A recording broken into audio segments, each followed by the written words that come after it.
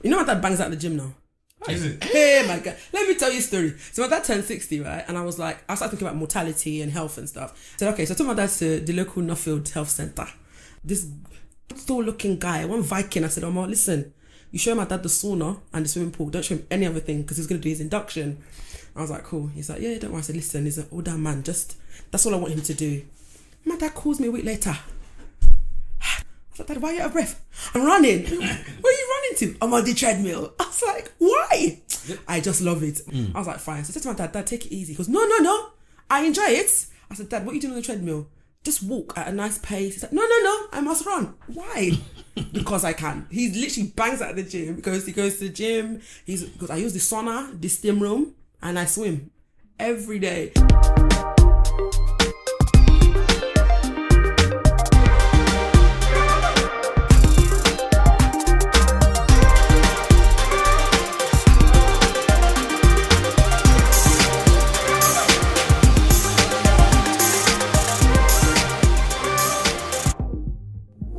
Yo. Ladies and gentlemen, boys and girls, cats and dogs, rodents and other small insects.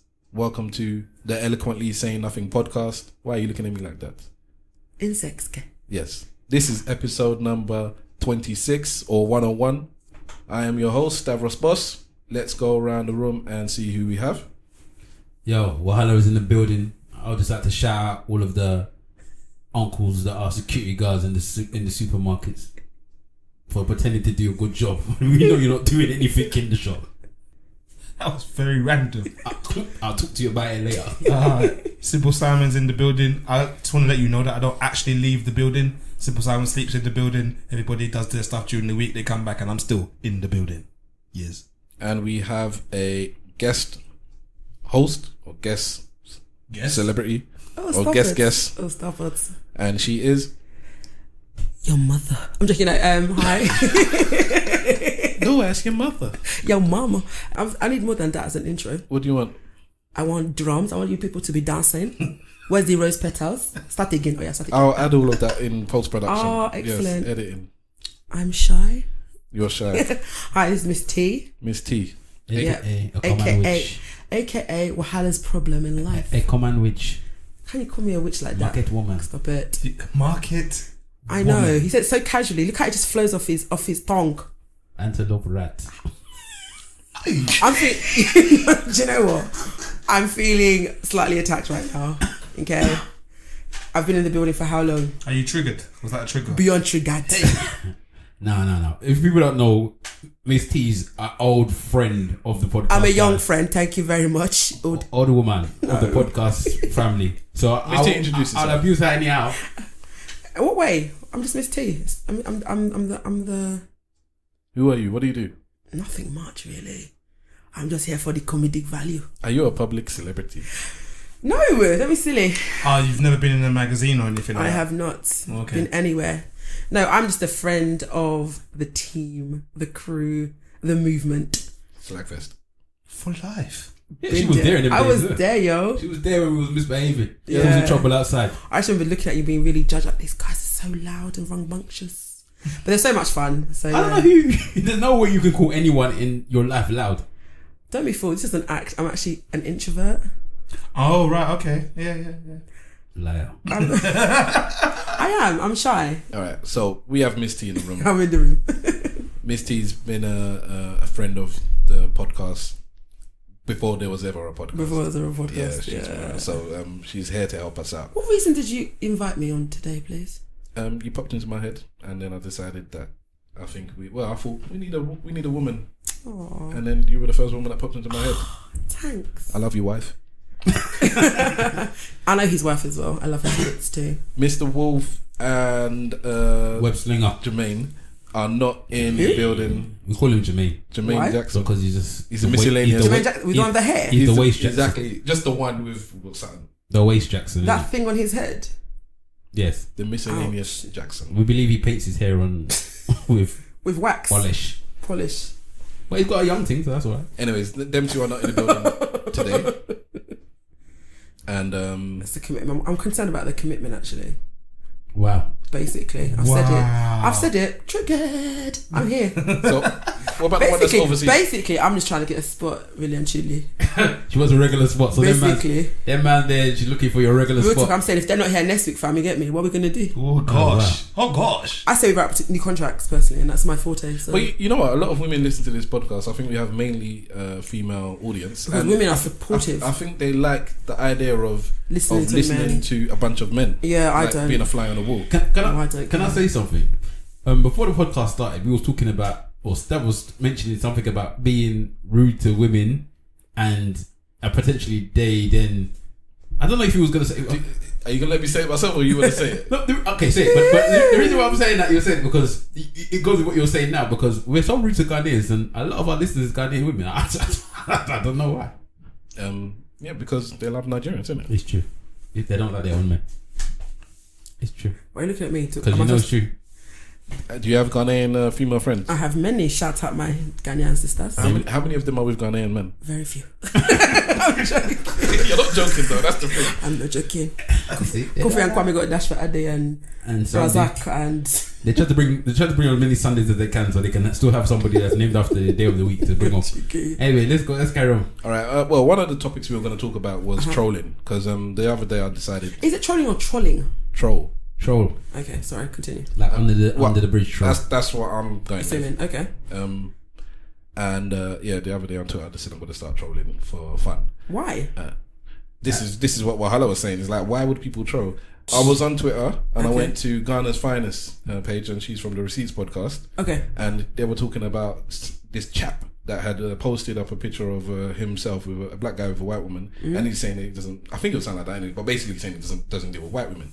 Why doesn't deal with black women? Sorry, he doesn't deal with black women. Yeah. And I just went there and said, because black women are... No, that's it. He was saying they're aggressive and this and that. So I just said, black women are aggressive and whatnot. In fact, you actually commented on it as well. Did I? Yeah, you commented. Because I was going to write something underneath what you wrote. So, did I? You wrote something. I think you did. No, I didn't. You did. I saw your face there. No, not your round face. Not on that. It was there. It wasn't on that comment. Okay. Are you going to go back and forth with this? Yeah. Carry on. But there's two of us that are saying we saw you there. I don't, and you're from the same family, so what's it? Anyways, so questionable. You get me? I wrote a comment saying, I don't deal with black women either because they're aggressive, and I said they're overly aggressive or something like that. And the amount of it's not a lot, but because I'm little old me, I'm not popular at all. I got more responses with that little comment that more than I've ever got, and it was only a few. But it was because of what you said, not because if it was a topic about, I don't know, this man preferring Wotsits over skips, and you came in a comment, it's not going to get a reaction. But the point I made, or the point that I thought about it, was that I've got responses from black women, whereas if I was to slide in DMs maybe, or to write something positive, I doubt, unless it was one of them super cheesy, like punk ass men that just like, no man should, one of them, them people that's just being slimy, and there's some women or just being positive about women. No, because I can be positive about women. Okay. Without, there's a greasy one. There's grease, man. The greasy one will tell you that they'll come on the thing and they'll be like, they're licking their lips. The black queen is the black queen is the most important thing on the planet, and all black men are a disgrace and should be shot by the police on a Friday because the black queen. Them man that smell like camembert cheese. Exactly. Them man that put shea butter on their bread. Stop. No, man, I'm not here for that. No. So I think the key thing you're missing out on is the fact that it was something positive, and also I think it depends on who says it, because I guarantee shea butter guy, he probably looks a certain way. Maybe. Yeah, no, I know it is. No, they do. I know. They're like certain girls. Girls, like, if you think you're nice looking, then it's no matter what you say, they'll follow you. Yeah, but he doesn't have his image attached. No, to him. his one was because he was being. Look, let's be combative. Real, yeah? What you were saying is, but I said it very politely. Doesn't matter. You can't say that you don't go out with black women because they're aggressive and it come out. Remember, it's not. You can't say something on Twitter politely. You're writing it, so there's no tone to it. Well, all it is the words on the page. But you knew when you wrote it, you're gonna get a reaction which is not gonna be positive. That's why you was trolling from women. Exactly. So you know what to say. I know if I'm going to bother people, because black women seem to get so upset when a black man says, "Are you calling him aggressive?" No. Yes, because one of the women that came back at me was like, she called me the N word and blah blah blah. Wow. We don't want you if what is it about? You just want a white woman to be submissive. Basically, I'm not gonna submit to you. And I was like, I don't know people I said, like, I said, you don't need to be so rude, you know, like, because I said you kind of like prove my point, because you know, Yeah, but you're the N-word in the end. I was polite with my. You were attacking. It's not an Black attack. women. You're attacking a group of It is women. not You an are, attack. no, hold on. It is an attack. Hold on. The comment you're making, you're saying, so basically the comment was, I don't deal with, if it was a case of I don't deal with black women because I have a preference for this, fine. It was, I deal with this because you are, and it's a negative statement you're making. Then you come along and say, yeah, it's right. Why would we be like, oh yeah, clap for him? You know, he didn't say yeah, it was right. He himself also put there, you are aggressive black women. All these things. Blah, blah, blah. So you was attacking the black I don't women. like the tone that you said that in. It was. So your tone was. Yeah, my tone was. And we should have gauged from your writing that your tone was all nice. I feel that, you know, black women are aggressive too, so I don't deal with them. Question. I don't deal with them. Or overly aggressive, or whatever. I got a question. Go ahead. Define trolling. I think trolling for me is when you are going out of your way to antagonize people online. Oh, I'm here for it. I hate trolling. certain days, like, and I don't do the aggressive one. I just do the I throw a little what do you call it? I throw a cat among the pigeons just to see what happens. Exactly, it's just a bit of fun. But why are you disturbing Because pigeons? you know I like debate, so I went on to debate this woman, and we had a bit of debate until she said something, and I basically said, you know, I was only joking, and lock off, gone. She didn't talk to me again. Yeah, you wasted the whole time. But she was happy to go backwards and forwards with me. I think it's almost just like up until the point where I said, because she thought she was trying to prove a point at the time, yeah. but now she's just like, you wasted my time with nonsense. I didn't ask her to talk to me in the first place. I think personally, for me, this is just me saying this. Don't take it badly, but I think people that are witty do not have to troll. All right, let me put it to you like this: if you're trolling and you declare that you're trolling, is it still trolling? Yes. Okay, cool. Yeah, I'm there for that. I have days where I just feel like, yeah, you know what? I'll say something and then I'll be like #trolling. Maybe I just wanted attention. That's exactly what trollers do. They want attention. That's why. Oh, you want to do it. But what? And then when you got the attention, you complain about it. No. What I realized after was that the only reason I got this attention from black women was because I said something negative. Yeah, So about them. Then I realized that there's some lonely, sad men out there that they go out their way to be mean to women To get a reaction. Yeah, because it's like any attention from a woman is better than no attention. And then I realised it's just like when you're in school and a little boy hits a girl because they like them. No, I don't make that connection. But no, I would say that...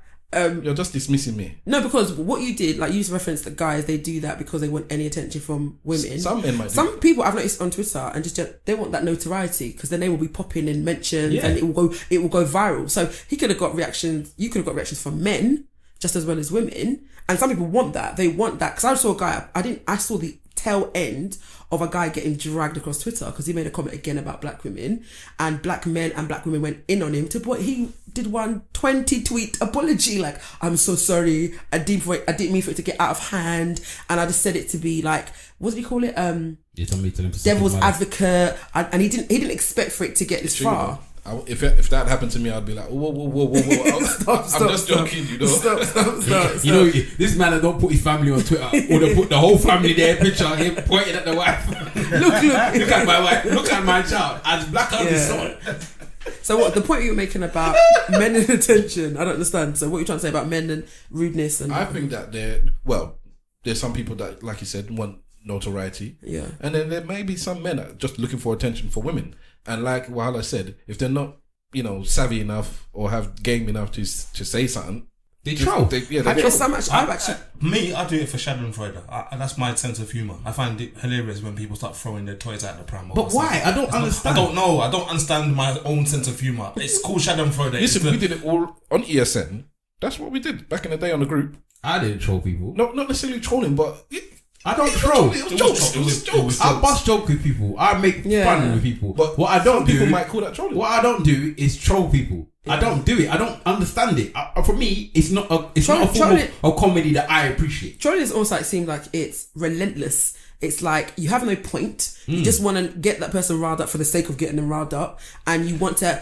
for me, Oh, okay. What problems? No. That's for me. That's trolling. Okay, that's so that's why I said to define trolling. Because Yeah, that's how kind of different to what right. I do. That's what I think. Antagonize people. Yeah, you got out of your way to antagonize them. for me, it's not even that dissimilar to bullying. Like you're really going at somebody Okay, constantly, that's not me. That's constantly.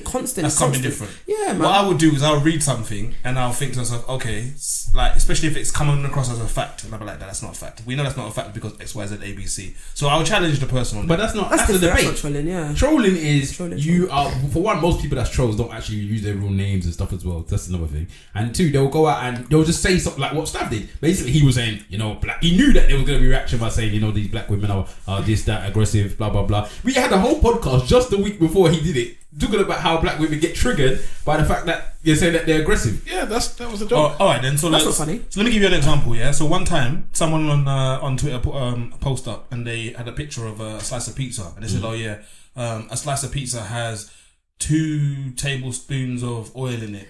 Are you gonna go and eat another pizza again? Yeah. So my exact response to this, because the person was Nigerian, was how many teaspoons of oil is in stew? Yeah. And I've never had so many likes and retweets of that one comment. And it was just a flippant thing that I would. Yeah, but that's not trolling. Okay, cool. That's the truth. Yeah, that's not trolling. Like if any Nigerian told me anything about, I'll slap their face. Because what kind of nonsense are you telling me? Have you seen some? You don't have to worry about stew. Have you seen them how much oil they put in jollof rice? Not everybody. I've seen some people put in jollof rice can power a nuclear bomb. Like I've seen them just, when people like seriously, like when you see when you see people pouring water from a well or something like that, I've seen them pouring that into the jollof rice and it actually looks like they're just not stopping. And I'm like, what is going on? Why are you pouring so much oil into the jollof rice? It'll make it taste nice. Alright, so I'm not a troll then. So you're not nowhere near a troll. You have trolled. He's trolled. No, he has trolled before. I've seen trolls like, when like, have you ever been on websites and there's a comment section and I remember seeing something that was really nice, it was a really positive something out of nowhere was like, yeah, I hate you blacks. Like it was out of nowhere. I like that. It was like, I just envisaged it being like an American aggressive redneck, like I hate you blacks.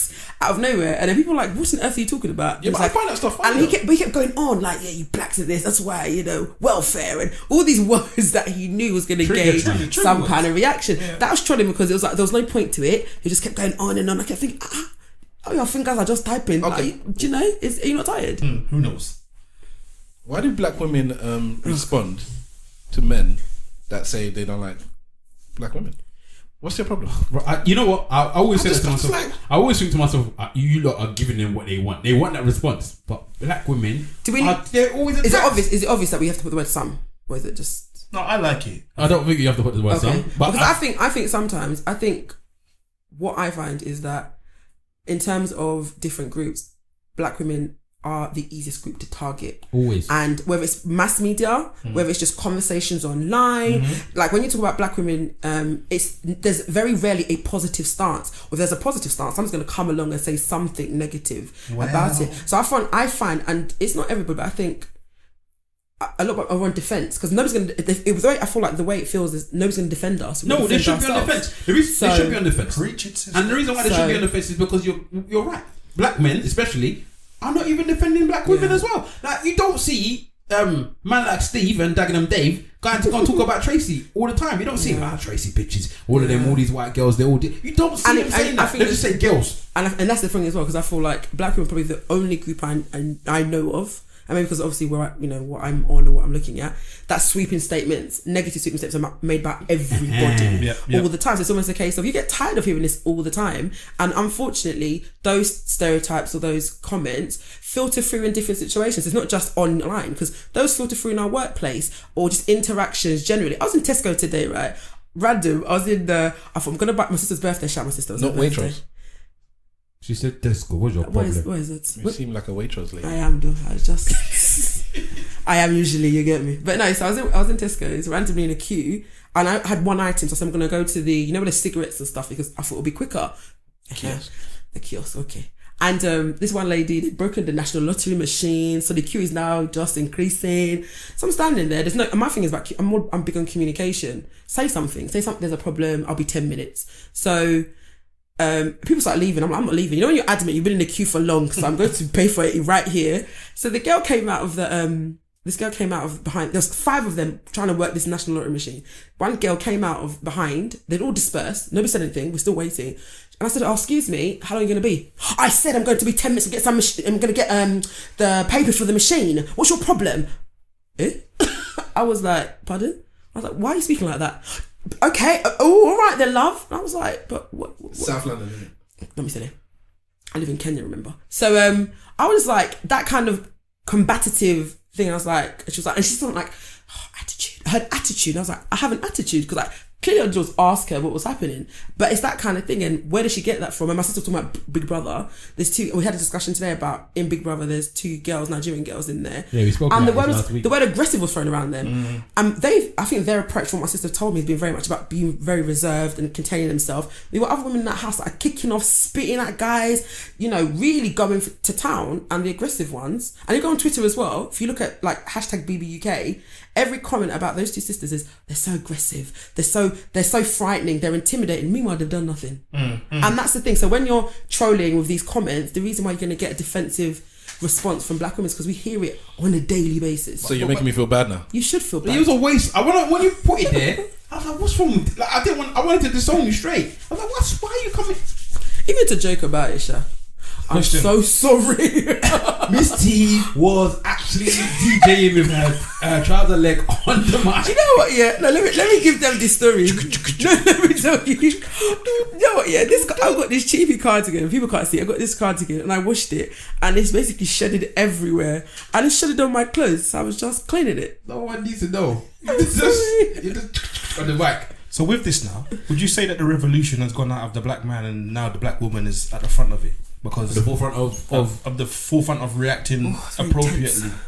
I done told you this from last. Remember we spoke about the fact we were talking about all of the LG. Well, I think it was Black Twitter Revolution. Yeah. Yes, there's black men are waste when it comes to this type of thing, man. What we do at the moment as black men, from what I can see, is we wait for black women to do stuff and then we jump on the bandwagon now when it comes to this type of beef thing. We're not really on it the same way. True. The reason why, as like what Misty was saying, that black women are so defensive about certain things is because they are getting bullets from everywhere. Everywhere people are getting bullets. I had to say this on somebody's status the other day. I said, look, listen, these same black women are the ones that had put us on their back to protect us. When there was children, when we was babies, they wrapped us on their back. And now, as black men, we just remove them and don't bother to even care for them again. I think also what I see on Twitter, just generally all the social media, is this, I think, approach now is like, you're not going to talk bad about us, we're just going to stand and take it like an idiot. No. I'm sorry, we're not going to do that. And I think a point you made, I know it's quite intense, quite a serious topic, but it's quite an important point you made, that a lot of the movements in regards to the black community or issues around black community is spearheaded by black women. I went on the Black Lives Matter march in London and I wasn't going to go, but my sister was going. I thought if my sister can take her time to go and, being a young woman herself, I'm going to go. And I tell you, it was 98% black and mixed race women that were there. Men don't do these. Or 97, I'll say. And it was few. Like, I don't know if it's the case of black men just don't come out for these things, or they're not as galvanised, or they don't really care, or they've become a bit more relaxed about these things, or because even you remember Black Lives Matter movement kicked off as a result of the killings of black men by police officers. There were black women as well. Yeah. Let me but the images are of black men. Let me ask you a question, a serious question, and I want all of you guys to answer. Do you think that the spirit of the black man is broken? Yes. Misty? What's my whole with their spirit, Jerry? I don't know. I don't know about spirit. I try not to make sweeping statements about everybody. Obviously I don't mean everybody, but I'm trying to say, I think in the West, what has happened is this idea of individualism. I'm looking at for myself. Whereas I feel like when, like maybe generationally, when people came over in the 80s, well, I know a lot of Nigerians came over in the 80s, Africans, I know a lot of Caribbeans and West Indians came over at certain periods of time. It was very community feel. We're in this together. We're going to look after each other. Whereas I think now, it's a very Western idea of you look out for yourself. Milk and honey. And until it affects you or impacts you personally, what am I getting involved for? Yep. This doesn't touch me. I'm fine. I'm doing all right. Yep. And you see that attitude on all social media, talking to people, like when you hear about certain things going on, it doesn't concern me. What's my own day? And that's actually a thing a lot of people have, but I think you see it more prevalent in the black community. The black male community, or just the black community in general? Because we're just saying now that the women are still back in the cause and the men are. I think it's generally across the board, but I feel like if something was to kick off, black women be there. We show up. We show up every time. Black women will usually show up, and they're the ones the majority, and then still the spearhead was end up being a man for some strange reason. Because there'll be one man that wears shea butter that's saying the right Good things. looking. Good looking guys up there. Steph, What do you mean by broken? like, do you think that their spirit is broken, as in they just don't have it in them anymore to do this writing, standing up for black matters, standing up for blacks in general? You think they still got it in them?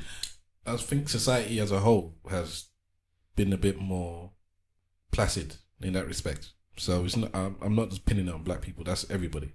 I said black men. I didn't even say people. I'm telling you, everybody's. If you're talking about rioting, protesting, fighting for your rights, then everybody has gone down. I disagree, because when I feel like certain issues will bring out certain people. So when they wanted to increase the student fees, people came out in droves. When it comes to like the war, when they were going to, people came out in droves. There's a certain look of an activist or a person who goes to these things or protests. Even your local community, like you have like meetings with your local councillor. There's people there. You're just not going there. I'm not saying that nobody does anything. I'm saying if you compare it to what happened 40 years ago, it's less now across the board.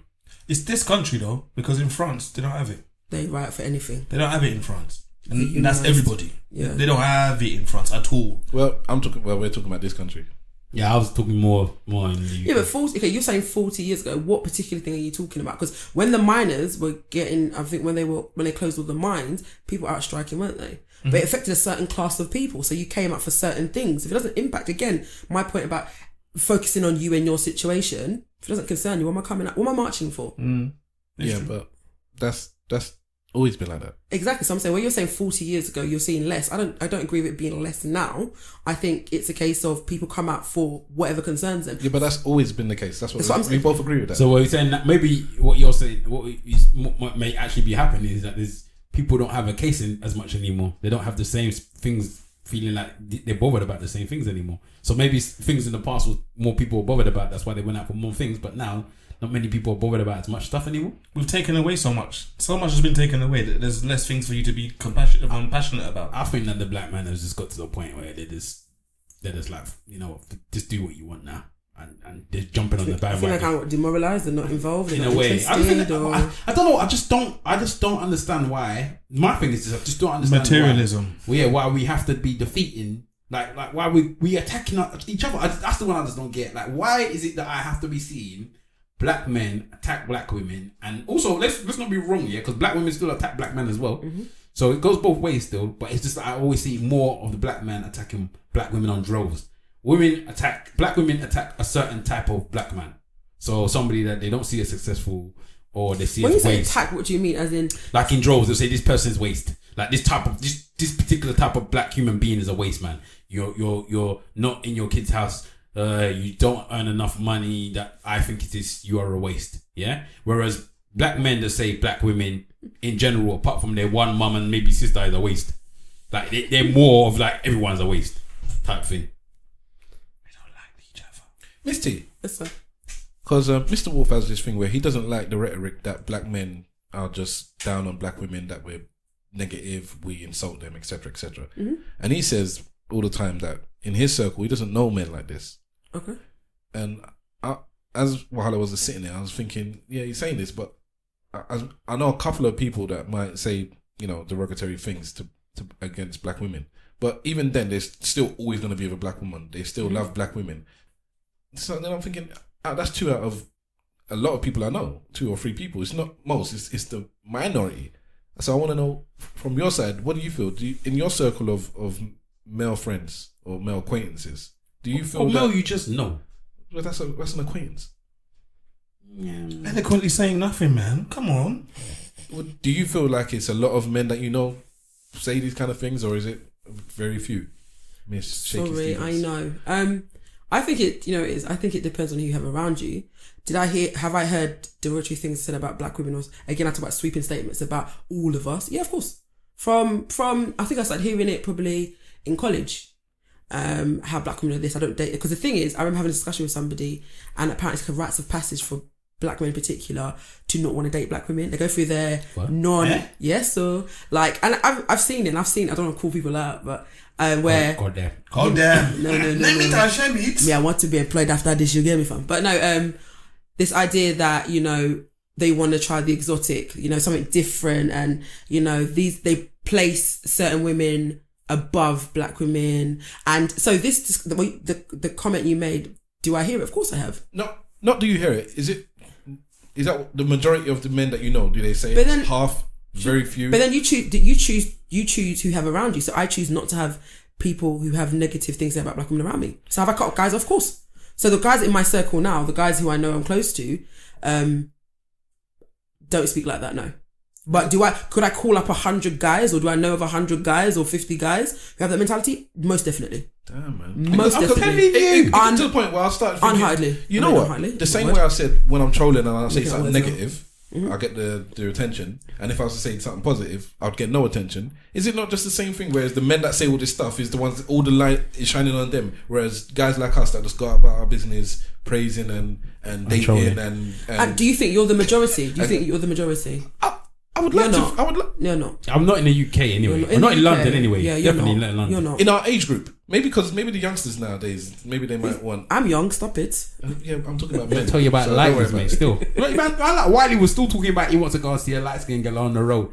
So trust me, they still got. Everybody's got their little things that they still have. It's not just a little thing, though. It's more than a little thing. Hang on, you mean to tell me that some nearly 20 years later, lighties, they're still on lighties? Yeah, of course. Jesus. Even that thing about being on lighties, why is it? Do you know what I'm saying? It's like, even that, it's the way, light-skinned black women or light-skinned women are treated differently. It's like fetishized or just seen as a prize. And mixed women. Yeah, or the new one I hear a lot, and there's a video circulating that apparently is quite old, maybe a year old, but it's asking these young black men in London who are the best looking girls. Yeah. All of them said, Latino. Where in London do you see Latinos? Exactly. Stupid. The only Spanish ones they've seen are the one that don't even buff. I don't know what they're talking about. And Latinos are boys. Seven sisters. But I'm saying, but that's what they say. They don't know. Seven sisters. There's a massive Brazilian community in Seven. But then even Brazilian, they don't even. We know obviously they won't call Brazilians Latino. They'll call them Brazilians. But then it's interesting when you talk because my brother said it as well himself. Oh, it pained me. Did you slap him? It was an education lesson, boy. But I had to get to the crux of it. When you say how old is your brother? He's 16 now. Shout out my brother from King. But no, he said it to me. This is like last year. And can we just establish, because this is the thing that annoyed me. I spoke about it in the podcast. What shade was your brother? He's actually the darkest in our family.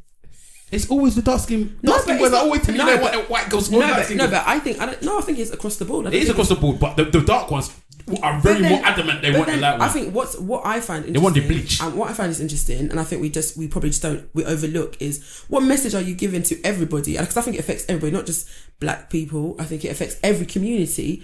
What group of people is seen to be the height of beauty? It's true. What individuals? Who are the love interests in films? Who are the love interests in adverts? What are you told on a daily basis is beautiful? Because again, I said this affects everybody, not just black people. It affects white people, Chinese. Because I went to Thailand, I saw bleaching cream in Thailand. Yeah. Why are you bleaching? You have bleach everywhere. And that's the thing. So it's something that affects all of us. Thailand. Go and switch on Nollywood. Brightening cream. You're saying that. The one, I don't know about white people, because white people are the only one that's a bit more reverse, where they'll tell you that they want somebody that's Mediterranean looking. So that'll be tall, darker, darker than white. But then when you say tall, dark, and handsome, what they call dark and what we call dark is two different things. But they mean dark for a white person. For the white person. No, when they say tall, dark, they mean dark head. No, they mean Mediterranean looking. No, they mean dark head. She's I right. They mean dark. The definition of tall, dark, and handsome is a dark head. No. It's not about skin. hair. Oh, look at you. It's about hair. It's It hair. is a Mediterranean looking somebody. No, it's not. It's hair. Tall, dark, and handsome is a tall man with dark hair. Okay. That's the description. I know. They don't want blonde. But then, I thought that was the thing. They do want blondes. I think all you have that have a tan skin. I think people do it. I think for some people it's a discussion that people don't want to have because it's old and it's long winded. But it's one of the things where like there is a hierarchy in society for beauty. Shadeism. It's there and it affects all of us. It's just unfortunate that I think in the black community or the black group it's obvious in us. So somebody who's Thai who bleaches their skin. It's not going to be as obvious as, if I was to bleach my skin. It's a big deal. Asians do it all the time. Exactly, they do it as well. But it's very acceptable for them to bleach. Of course, standard. That's their thing. Standard. I think it's more so you see it in like Bengalis and because Pakistan. I went to the uni. My uni there was a lot of Asians, and I remember there's a hierarchy amongst them. So Pakistanis tend to be fairer. Even, have you seen Asian bridal magazines? These women look like Europeans. So that's the image you're fed on a daily basis. And these are the images that you're fed from young, from birth. You're told these things. When I was in Dominican Republic, I worked in a school, in an orphanage. I remember obviously because I'm from London, I look for sun. I'm hunting the sun because it's cold over here. It's, obviously not in the last week, but I remember I'd go to the orphanage around midday and I say, El Nino's to come and play. And they're like, no, we can't play. And I'm like, why? The sun will get darker. They do not want to play because at midday around 1 it's high sun. They're gonna get darker. Dios mío. Simple's the same. Simple's the same. That's why I used to stay in the big house. Oh, look at these people in the big house. Okay. That's quite a heavy topic. So we're recording this on Saturday. What's the date? 26th? 24th, my sister's birthday. Shout out my sister. Is it 24th? Yeah. 24th, yeah. And 24th. is this the last day of Ramadan? Alhamdulillah. Yes, it is. It is today. So we have a Muslim in our You have somebody who observes Ramadan. I don't practice Islam. So why you do the... I still observe Ramadan. My family's Muslim, and I think Ramadan's a very interesting and I think it's an opportunity for, not to say self-discovery is quite heavy. Introspection. Definitely. It's because in this period you're asked to withhold food and water, and you're also supposed to be a lot more charitable. You're supposed to tame your mind and be a lot kinder. And for me, what I love about it was probably the only time of the year that myself and the rest of my family will sit down and eat together all the time. Yes, and I think that's important. I think that's so something beautiful. we don't do at all. I like Christmas Day. That's it. Everybody sits down and eats dinner together. Some people have that, regularity of meeting with their family, but we all lived in the same house. And we're like ships in the night. We'd see each other. People got different shifts. People doing different things. But Ramadan was the only time we'd come together, complain about how hungry we are. We'd just look at each other like, move, man, we can't stand you. And then when we say sit with your family, we mean sit at a dinner table with your family, not sit in front of a TV and you're all one's on their phone, one's doing this. Yeah. Sit at a dinner table if you can all fit around a dinner table and have a meal. I remember that's what we used to do when we was young. We used to sit at a dinner table and eat. Or the kids would sit at the dinner table and eat, and the parents maybe sit upstairs because they can't sit at the dinner table with us. But that's gone from society now. Everything's the TV dinner now. Well, I was going to go down the angle of Islam and stuff like that. But clearly we've gone down the angle. Oh, carry on with what you're saying. Angle, yeah. It's just black people have just turned to food. What was your point? Sorry. Okay, all right. Do you take it personally when you see attacks on Muslims? Or is it that it's kind of like dirt off your shoulders? It's like, well, this is the society I'm in, and that's that. I think I appreciate and recognise that this is the time I'm in because my dad has always been Muslim since, that's his family. And you can always tell by my surname. So when people see my surname, when I was younger, I didn't understand how they knew my family was Muslim, but obviously it's not a straight Yoruba surname. But my mum used to be Christian converted. So we grew up in a Muslim household, but they're like moderate Muslims. I remember growing up and, people say, oh, you're Muslim. Like, oh, so I only thought Asians were Muslim. What is a moderate Muslim? Do they have moderate Christians and moderate Jews? Yes. All right. Can you explain? Most of Britain's a moderate Muslim. Yeah, Christian country. It's a moderate Christian country. So they pretend moderate Christian. You're not a Christian. You don't actually practice any of the things you're meant to practice. No, you don't follow the no, because I don't think it's that because you're doing it or you ain't doing it. I don't think it's as clear as that. Yeah, he's right. You're doing something or you're not doing it. Let's okay. You say give a description. Give me a description. I think also when you say what you're doing it or you're not doing it, yes. What is doing it? Because I think with Christianity, my understanding is, remember I don't practice Islam anymore. When you're Christian, my understanding was you accept Jesus as your Lord and Savior. Yeah. And that's it basically. Right, that's it. So, but then, but there are other tenets in the Bible. There's other things. There's a number of things that you can and can't be doing. I don't think there's a list of things. There is a list of things in the Bible that you're supposed to do, and that's where you would say you're a strict Christian. But if you believe in God, if you believe in Jesus Christ, Old Testament, and even the New Testament, because you still got the Ten Commandments is still legit. Yeah, the Ten Commandments. Well, exactly. So then you're supposed to. Those weren't. There's no list of being a Christian. Those weren't the list that you're talking about. Yeah, but no, that is partially the list I'm talking about. The list you were talking about before was affirmative. So it was literally you were. If you did this, it was an abomination. You should be put to death. And if you didn't, and I'm not talking about Commandments doesn't say that. Well, the Ten Commandments is what you're supposed to follow to be a good Christian, no? And then the most important thing is that you believe that Jesus Christ is your Lord and Savior. Like tomorrow, I could shank all of you lot tomorrow, and then in next week I say, you know what, Jesus Christ is my Lord and Savior, and I will go to heaven. I think if I remember correctly from my RE lessons, when Jesus came about and he kind of like wiped away everything. Yeah, kind of dismissed the Old Testament. I think when he was asked the question, "What do I need to do to be to follow you, basically, to become one of you or to get to heaven?"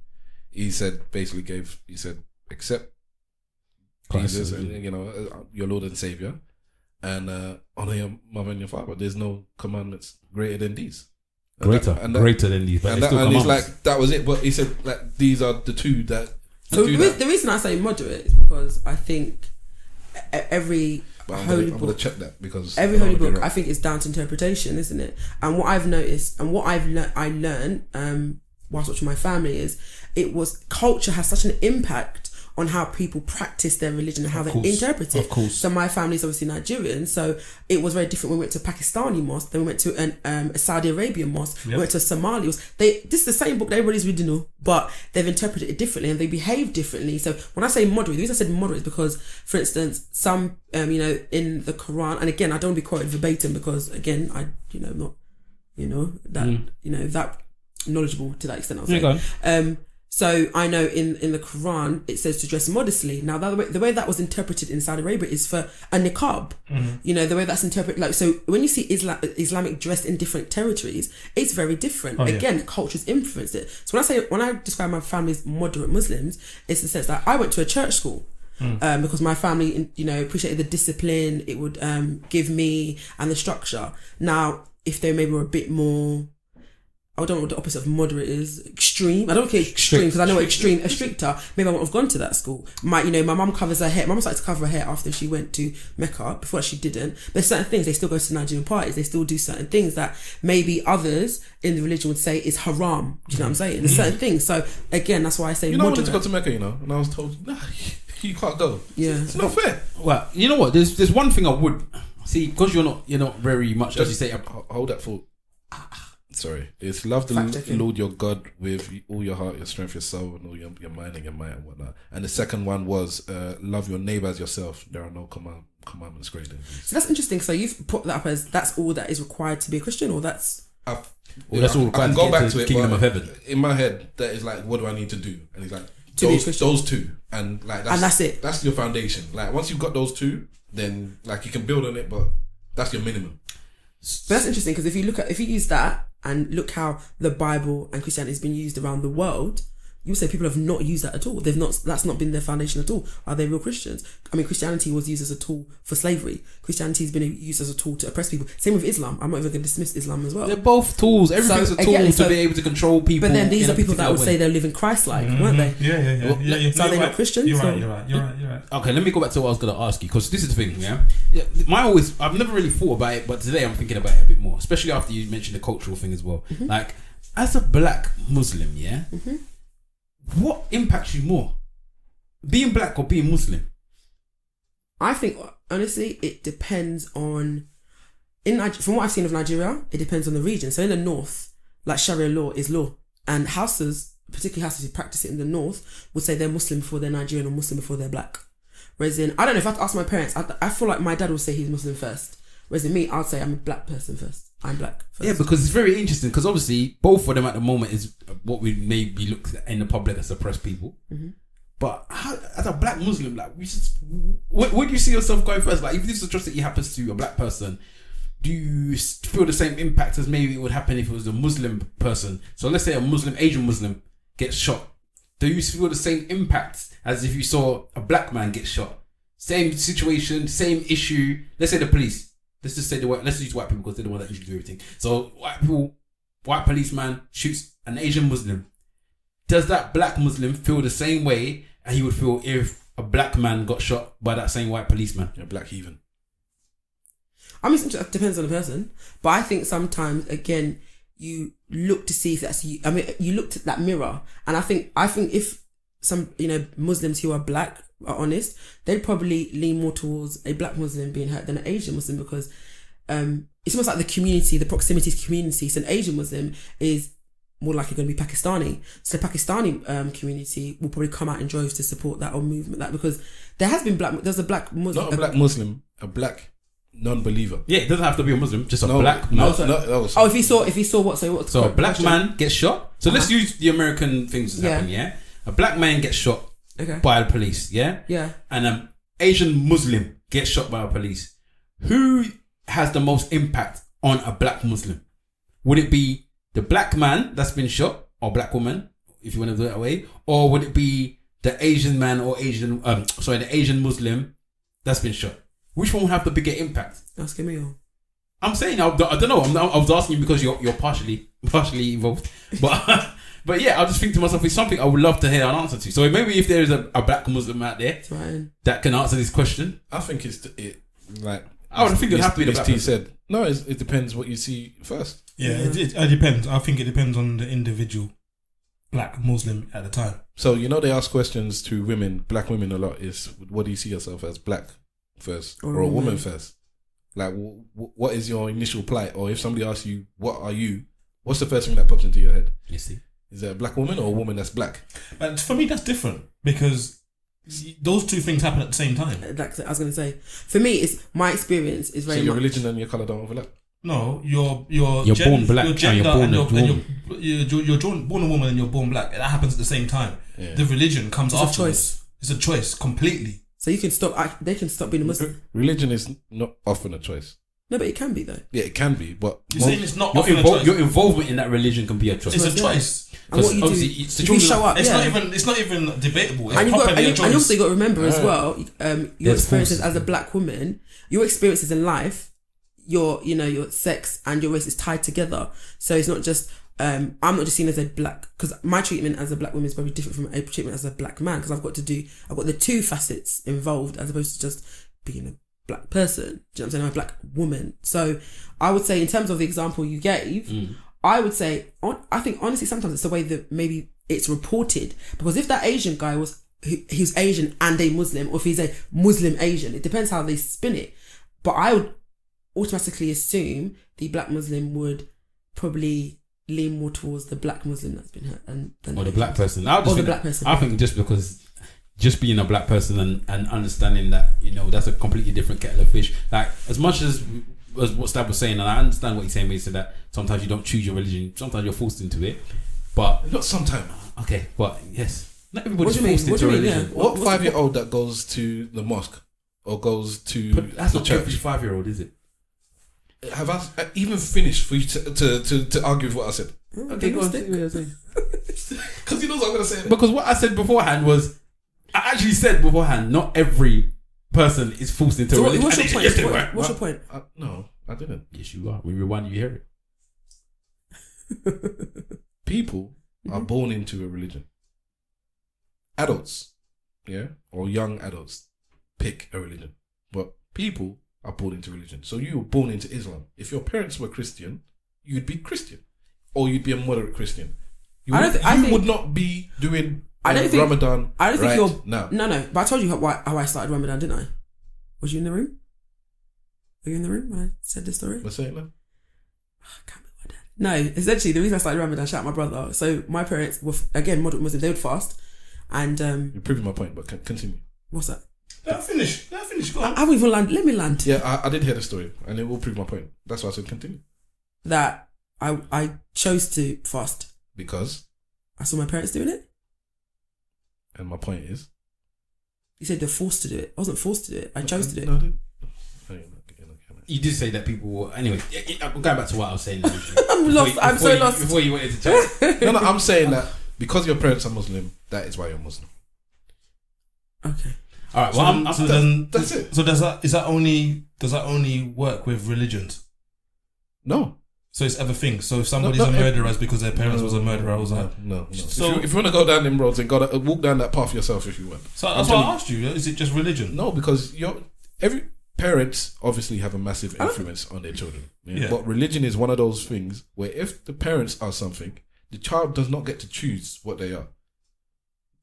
99 out of 100 times, if two parents are both Jewish or Muslim, But then, interesting or enough, Christian, you brought. the child But hold will on, be that religion up until they get to a certain But point. they're not following that religion, are they? Yeah, they're just being pushed into that to follow. I would they say pushed- pushed, but no, because most times once you get 10 and whatnot, that's just what you're doing. Maybe you get to 16 and you realize I don't follow this, I don't agree with this or whatever. But then you make the choice not to follow that or to follow something else. I think it's best to say they're probably most likely going to follow that religious lifestyle. Yeah, as opposed to being because obviously you're saying that you brought up what your parents were. No, the two reasons or two justifications for being a Christian, how to proclaim Christianity. I was wrong, by the way. Oh, you were? Yeah, it was somebody asked him what are the two greatest commandments, so that was his answer. No, I was going back in my mind. Just scratch out your points. I was going back in my mind. That's why you're not trying to push this point because your other point was useless. All right, continue then, because I know I'm right. But what I'm saying is, like you were a minute ago. Anyway, go on. All I'm saying is this regards to this thing is that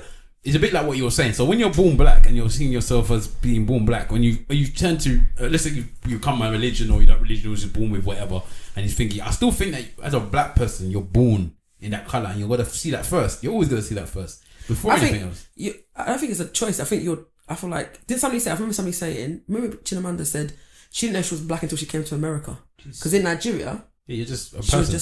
She was Igbo. She was from Anambra. She was so and so's daughter. She was. You know what I'm saying? It wasn't. She didn't realize she was black, and that classification until she got to America. Do you? Sorry, simply you're gonna say something. I was gonna say I didn't realize I was light skinned until you told me. It's true. Do you? Light skin? This is what I thought. He's tan today. Do you think? Yeah. Do you think? Yeah. Because that question, that question is a very relevant question. It's nice out here, isn't it? You're bathing it. It's a very relevant question about because we got a woman in here, we have to use it. So that thing about do you feel to just know he said women are it's God. Do you think that Can I say I'm going to park the fact that you were wrong about that thing in my pockets. That's fine. I admit to being wrong. Okay, cool. We're live. But do you have this thing before? Because I've never heard that question before. Before you said it today. I've heard it a lot. About do you feel yourself to be a woman first or a black person first? I want to answer. I hear it a lot with American Black Lives Matter stuff. I want to answer. I always hear. I always hear. What side is means no, more but to you? I always hear it tied to black women. I don't think black men ever ask that question. And the reason why, because men, I think will say man first, black after.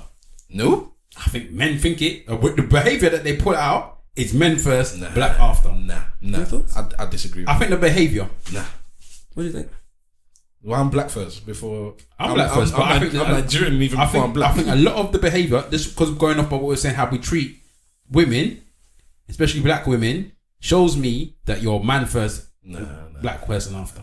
Okay, holler at us on the social media, ESN at ESN Podcast, and let us know. Black women and black men, whites, Asians, yellows, browns. You're not included.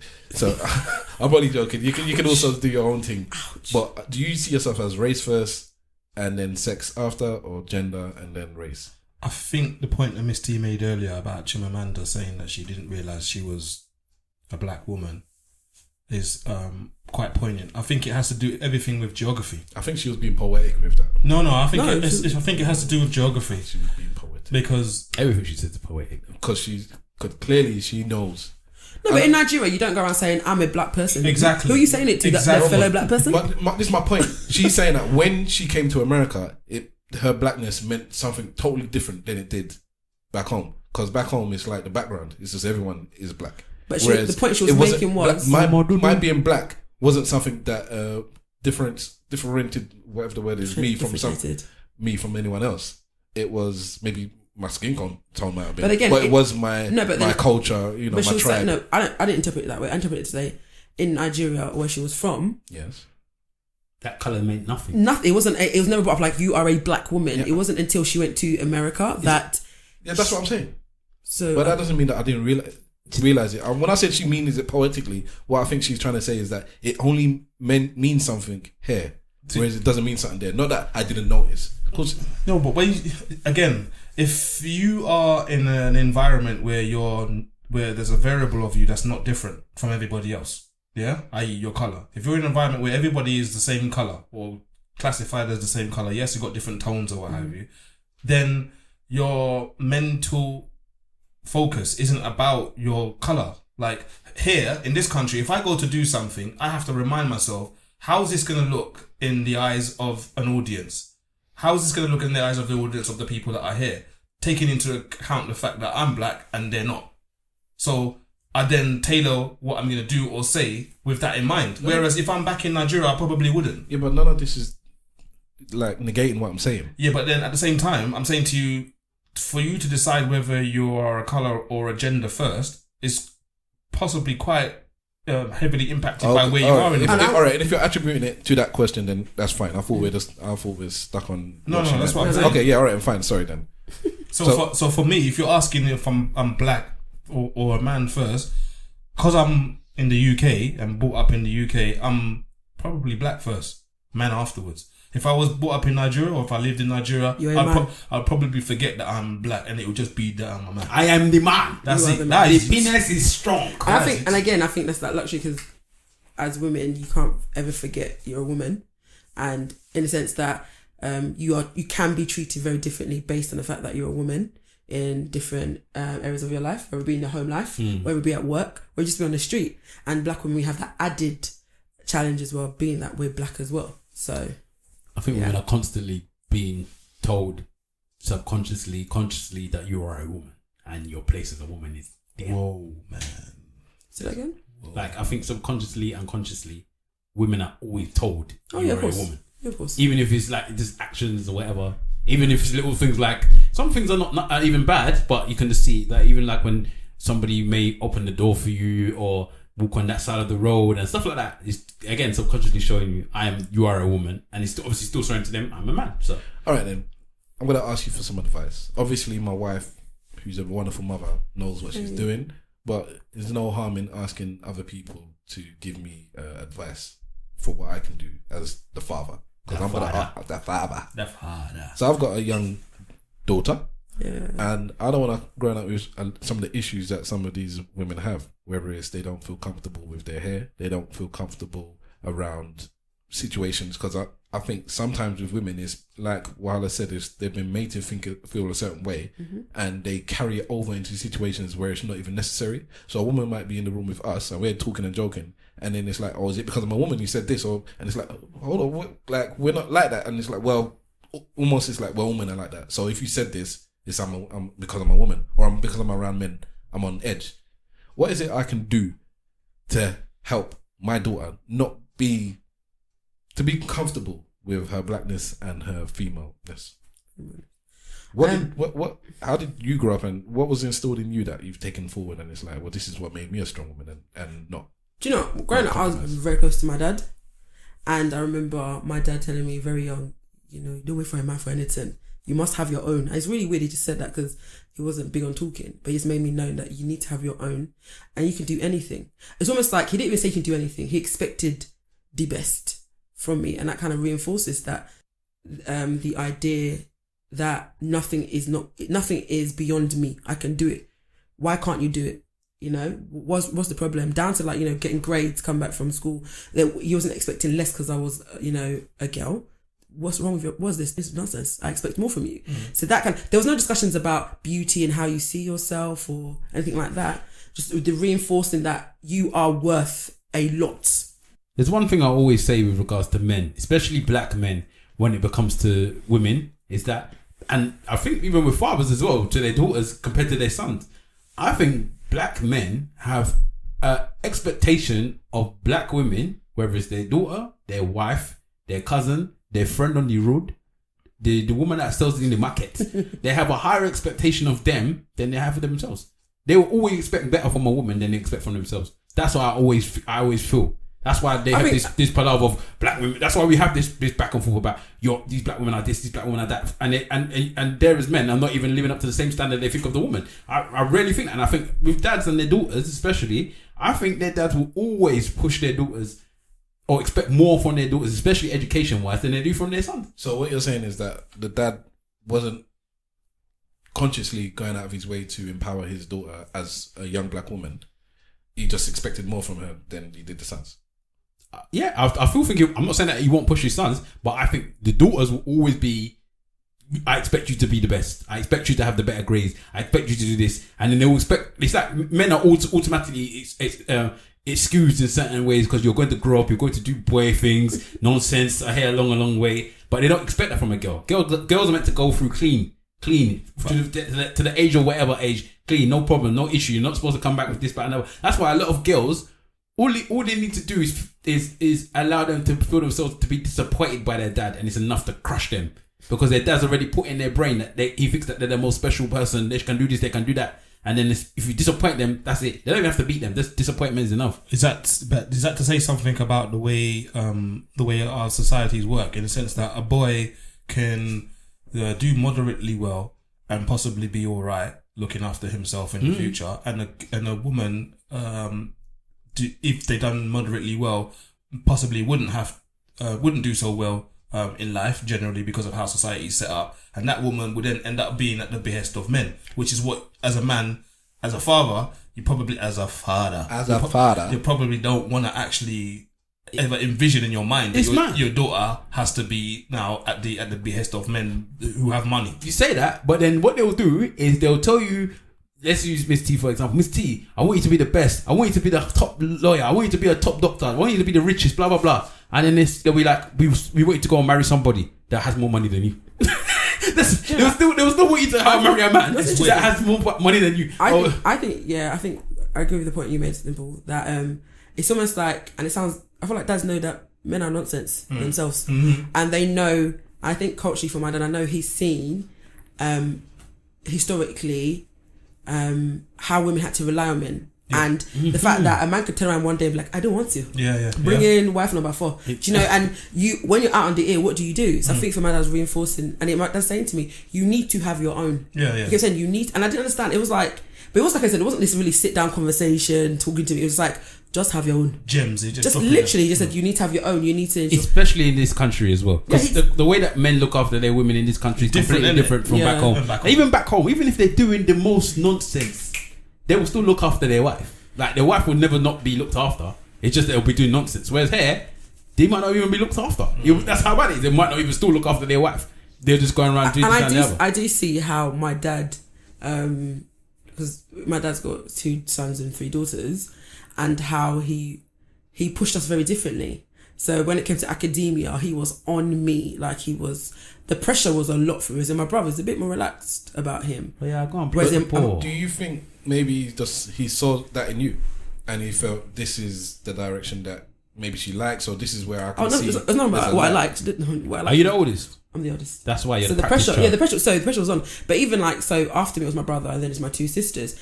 Shout out my sister. She got a 1st class degree last week. That's fantastic. Bullet. But no, she.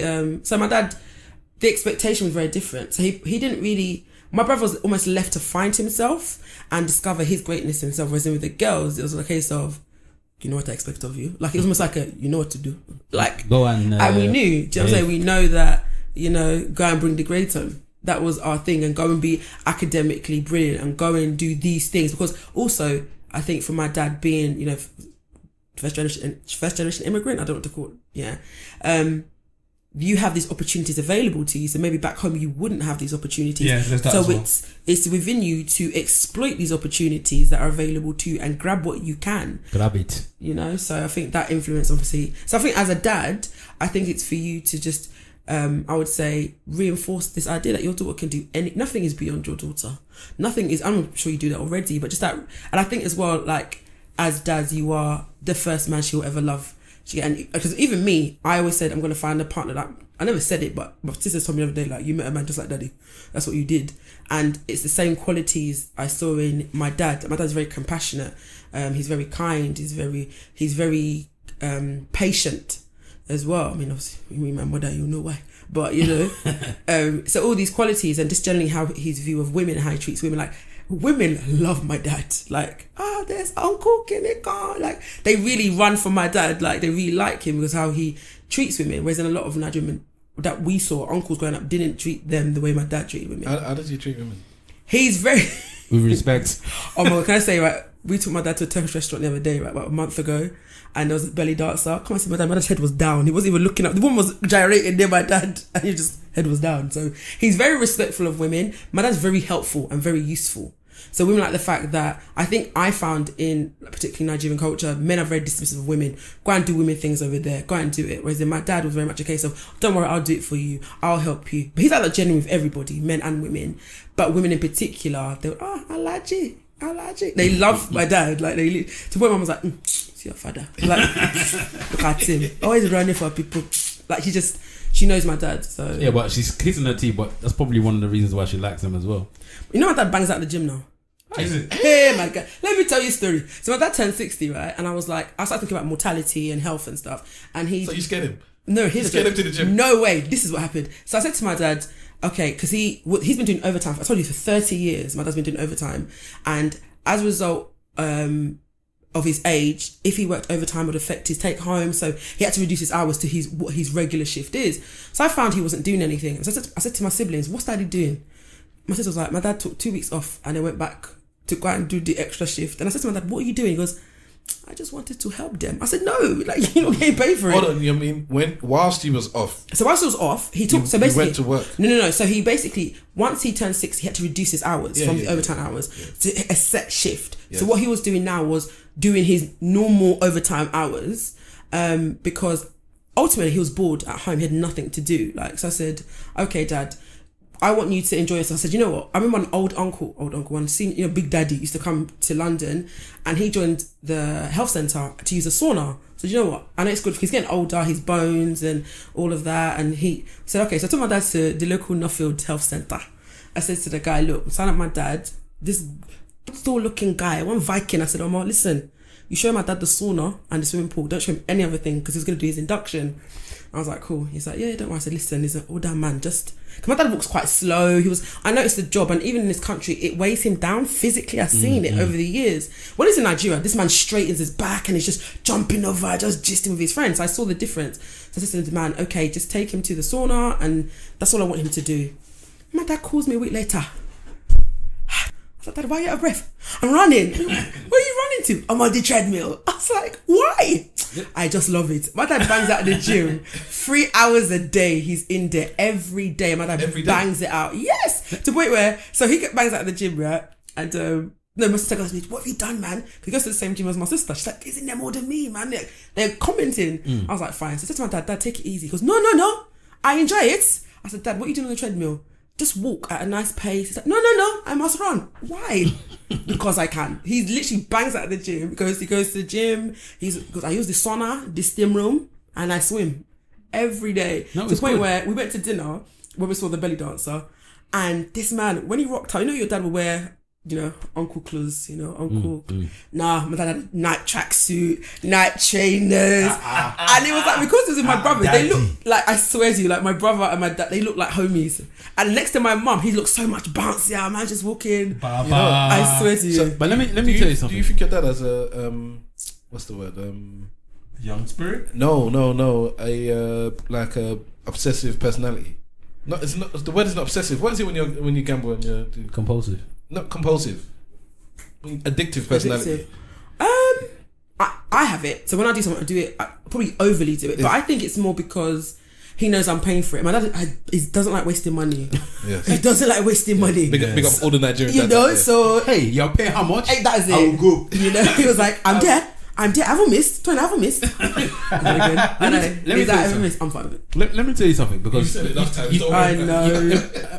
Let me tell you something because you're touching on something I kept on thinking about, because I go to a gym that's predominantly in an area where there's a lot of Nigerians, and I'm seeing a lot of uncles and aunties in the gym. Yeah. Like I've seen a lot of them, and I'm very proud of them. Like properly going there on a day-to-day basis. They're going on the bike, they're going on the cross trainer, they're going on the treadmill, and I can see they're more like in their 50s, late 50s, maybe early 60s, they say, and they're going and it's like they're trying to lose the oil that they put in the jollof rice. They're trying to do it. He changed his diet now. It's like, I don't like all those heavy food. All those poundo, I don't like it. Like he's really changed his diet, which aggravates my mom. Yeah. My dad did that one as well. So she doesn't like. I don't eat less. Some of the arguments, I don't make different things. You eat what I make. So when he makes the stew, my sisters make the stew. He's like, don't put too much stew. Don't tell your mom. Even during the Ramadan, he's like, I don't eat. like it's not some waist trainer thing. I don't eat. When it's time to break my fast, I just eat ogi or custard, and that's it. I don't eat all those heavy food. He's literally changed his whole life, and I see the difference. And I think also the mortality thing is real to him, because one of his best friends at work is white guy. I don't know if diabetes or he had something, and he lost a leg. And recently they've amputated the other one. Oh wow! And it's really affected, because they both work together, a very physical job, and then they've gotten old together, so they've changed their kind of duties. They've gone from being outside to being inside, and I think that's really impacted his view on. And he's seen friends pass away. Let me tell you something. Important. Yeah, it's very important that your dad continues to do this, and the reason why I say that is not necessarily because of the health benefits and whatever. You will see an automatic decrease in their stamina, the way that they are, and just their everyday self as soon as they retire. As soon as they stop working, everything suddenly starts to just... It's testosterone, isn't it? It just starts to just go down. You stop using and creating testosterone when you stop being physical. Yeah, so that gym stuff is good even mentally as well, because I found like what he was doing. So that, okay, from the point when he turned 60 and the period where he did his reduced shift, it was 2 weeks, and he was so bored. Like, he's literally on his phone, he'd come home from work and on Facebook, adding friends and just not really just... Oh yeah, I did you yesterday. He's got 3,000 friends on Facebook. Hey.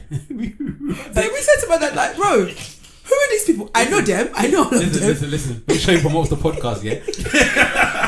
I'll tell you. I beg you, I'll tell you. I said to him, like, Dad, who's your friend? And my sister's like, he's begging it, man. Who's he adding? He's like, no, I know them from school. I said, how big is your school? And they said, no. I said, Daddy, what about people that add you? Do you know all of them? He's like, no, but I checked them out before I had them. 3,000 people on his Facebook. He's gonna have bare Polish people there, random. Them random Polish. I want to be your friend. Okay. But they love it, because they love to like promote their kids. Like, obviously, when my sister got her first, he's now announcing it. And when it's somebody's birthday, you know how they all write an abbreviated text and all write in capital letters. And... You need to be careful with Nigerians on Facebook. I've seen random funerals on Facebook from Nigerians. People, Nigerians take pictures of everything. Like, they'll take a picture of the actual dead body, upload it, and say, "This is." Do you know what? To be fair, my dad's blocked on every part of social media. Like, Mum's only been recently blocked off WhatsApp because I can't have. Oh, you block your parents? Yeah, of course. To God be the glory. Why? Of course, I don't. Why? I don't block my parents. No, there's no need for my parents to be on anything. So my mum was blocked because my mum used to send us the most random broadcast, like, be careful, immigration. My mum, we've got passports. I don't understand. Like, what is she? Be careful, they're around the corner. Or she sends one, like, she sends out prayers. If you don't say to 20 people, you're going to die. Like, Mum, what is this? How many plastic rice ones have you had? Oh, plastic rice one is the one. She got blocked. So the thing is, when I blocked her, at the time when I blocked her, she didn't really know too much about what's up. They call it what's up. And then somebody told her, she goes to me the other day, I know you blocked me. I was like, no, I didn't. She goes, yes, you did. I was like, okay, I'll unblock you. So it was like, unblocked her. One circular about something so ridiculous. I'm like, why are you sending? Read what you're sending, woman. Well, Hala made a joke a few episodes ago, or maybe it wasn't even online, I don't know. But he said that we need to use these uncles and aunties to promote. Yeah, I'll put it online. Yeah. So yeah, do that. Yeah, we need to use them. We need to use them as a tool. No, you probably should actually know, because they will. If you want and their something network promoted, is huge. Exactly. I think the Uncle Network and Auntie Network is the biggest network on the planet. They're really. I think it's interesting as well. Like, there are more mobile phone users in Nigeria and in Africa than anywhere else in the world. Exactly. Because I think. Do we make mobile phones though? No. Somebody said that to me and I don't know the connectivity of about it. Which one? No, it's the Asian guy that runs it though. Yeah, but it's still a factory in Nigeria. They're still making it there. The reason for that is because there aren't that many landline phones. That's exactly it. Yeah. But that makes trust sense. me, Yeah, the Uncle Network is the one, man. Just put at the beginning warning, and then put the podcast closure, and then put at the end to God be the glory, and that's it. Send it 50 times. We'll go claim it. We'll go claim. He's right. The network is huge. The network is huge. 1,000,000+ views every week. Don't trust that. All right. You got a friend, very, very, very, very, very close friend. Okay. 10, 15 years deep, whatever it is, that you're bona fide. They come out to you as gay. Hey. Okay. And it's June, it's gay, gay lesbian, transsexual, LGBTQ. Gay pride. It's gay pride month. Mm-hmm. And they say, listen, there's a march, not a march, what festival. Pride. Yeah, like a festival or something, or Pride festival, end of the month. I want you to come with me. Mm-hmm. Are you guys gonna go with your gay friend? Could be male or female, doesn't matter. I'm not going. While I say I'm not going, Why not? It's your friend, man. No. If they wanted you to go carnival, would you go? No. You're asking this old man if you're going to go and have fun. Listen, I'm not going out. Exactly. I'm not going out anywhere randomly. Let alone I'm going to go to somewhere where they might. Because me, I'm a husband somebody. But they might to be touching me, telling me they want. And them man is touchy, you know. No, they're not. They are. They're brave, you know. But I think it depends on their relationship with you. You're not going to get a random guy that's going to touch you. Listen, I'm big and I'm black, and that is a trigger. You haven't been around gay I men, also have. and gay women as well. Of course Oh, lesbians are very, very They forceful. don't muck. Don't ask me how I know. They don't muck about. They don't muck about. They're very overtly sexual. And they're very territorial as well, you know. I don't know about Lesbians are territorial people, you know. I remember one time I went to a lesbian club in LA, yeah, and I was You went to a lesbian club in LA. I knew a lesbian friend. They took me to a lesbian So club. you also put your lesbian friends? No, I didn't know it was a lesbian club. She said, "Let's go clubbing." I said, "Cool." Gay bar. I remember that song. I ended up. Listen, trust me. I ended up in a lesbian club. Yeah. Okay. A lesbian club where when they ring the bell, women jump on the stage and lap dance other women. Yeah. This is like from heaven for men. Anyway, straight men, that's heaven. But anyway, we went in there, and then I was getting some because obviously I'm just looking at girls, innit? I was single at the time. I was looking at girls. The dirty eyes I was getting, because I forget that they might be other women's girls, innit? Yeah, you're dirty eyes looking at me. Somebody wanted to juke me with the dagger. I was like, wow, they were territorial out here, grabbing the You're a women, man in their space. kiss them right in the mouth. You're a heterosexual man in their space. Let me tell you what happened to one of my boys in LA. This one was properly territorial. One girl that my boy was trying to move to, my friend just kissed her straight in the mouth because she could. She could. So, Miss T, Simple Simon, are you supporting your friend? I can't go. You're busy. No, I can't go. You're washing your hair. No, I'm semi-attractive, and I haven't had the experience that a woman would have had saying no to a bunch of people all the time. I don't have the etiquette for that. So you just assume that all gay men are savages Jumping on you. and you can't.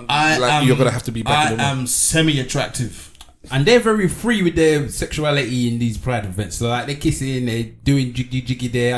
I wouldn't do that. I wouldn't want to go and do. I've had gay men try it now, and I haven't been at a gay venue or a gay bar. Did they touch your head? You're walking down Soho or something. Not even walking down Soho. There was one time I was in South London, as a matter of fact. Where was it? There was It was East London, stop lying. No, it was a club called Paradise. I can't remember what it was called. The club was called Paradise. No. So, down Brixton, just at the bottom of Brixton Hill, opposite Tesco's. I can't remember what the place is called. Anyway, I was in there. One guy comes up to me as I'm walking out, taps me, he's like, "Oh yeah, I really like your jacket, man." And I was looking at him. Yeah, the way he says, "I really like your jacket, man." And he looked at me, and I was just looking at him. I was like, "Yeah, thanks." And then it took me like three steps as I walked out for me to realise, oh, hang on a minute, the guy was coming on to me there. Do you get what I mean? And I wasn't even. That was. Or he just liked your jacket. Did you not see the flag flying? No. Okay, Wasn't one of He wasn't wearing a jacket. Oi. You see it there, Miss T. Yes, sir. Am I there? Of course I am. You're going to gay pride. Of course. So you're not a homophobe like these two?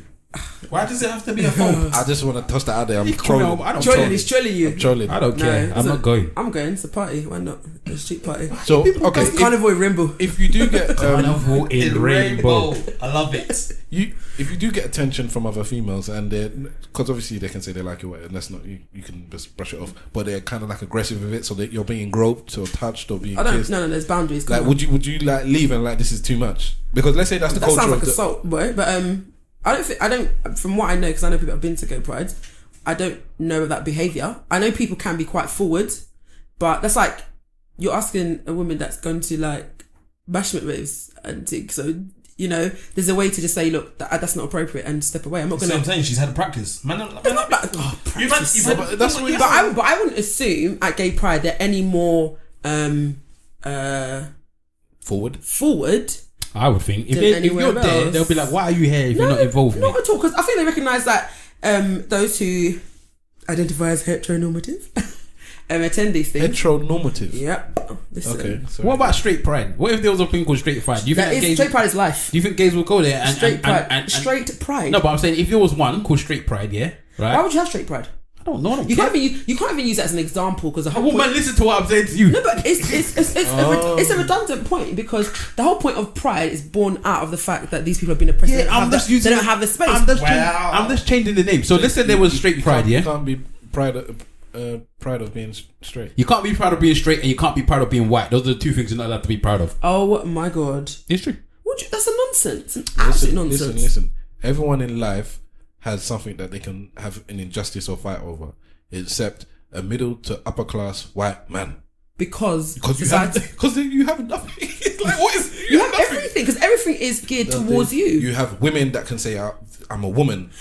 You have black people or brown people or yellow people. Are you forgetting why these come about? Why have they come about? Why do you have a woman centered? But why? Of course, but then that goes back to the point of there being no such thing as a straight pride. Straight pride is probably carnival. We're not disputing that. The celebration of... You're arguing with your people that's not arguing with you. No, what I'm trying to say, the reason why I said the straight pride, I'm saying that if I'm going to a gay pride, yes, I'm going to assume that if that you're there, I'm going to make an assumption that you may be gay.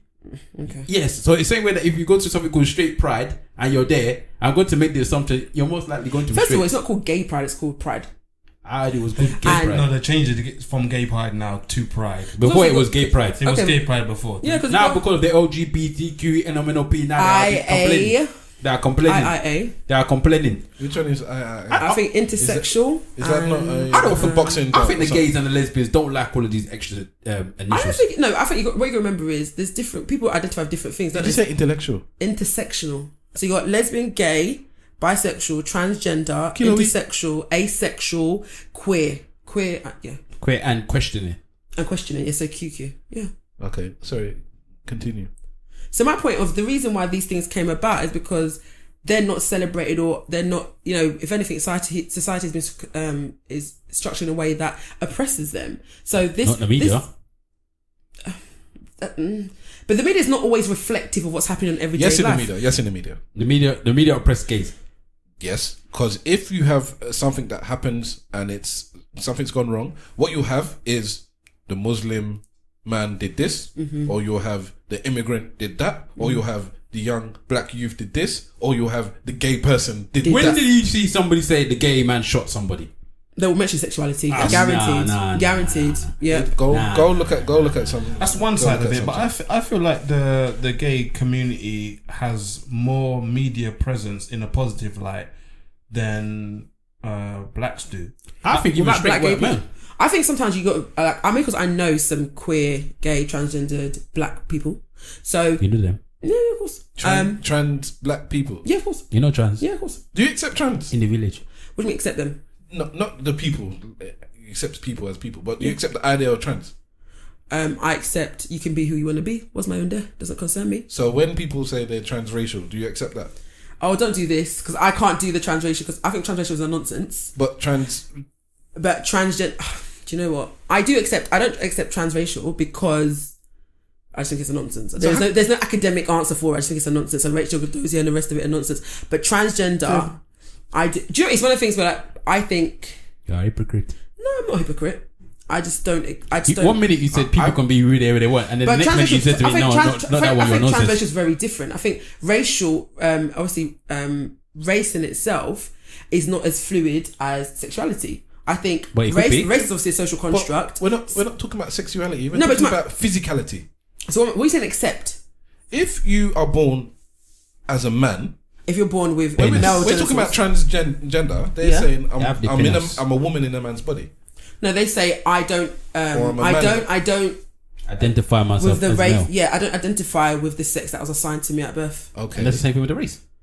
I don't identify with the race that was assigned to me. The reason why I think the transracial thing is a bit more sensitive is the fact that it's only relevant to certain groups. So I could not be Chinese today if I wanted to be. Why not? Because if you accepted transracial, then you could be.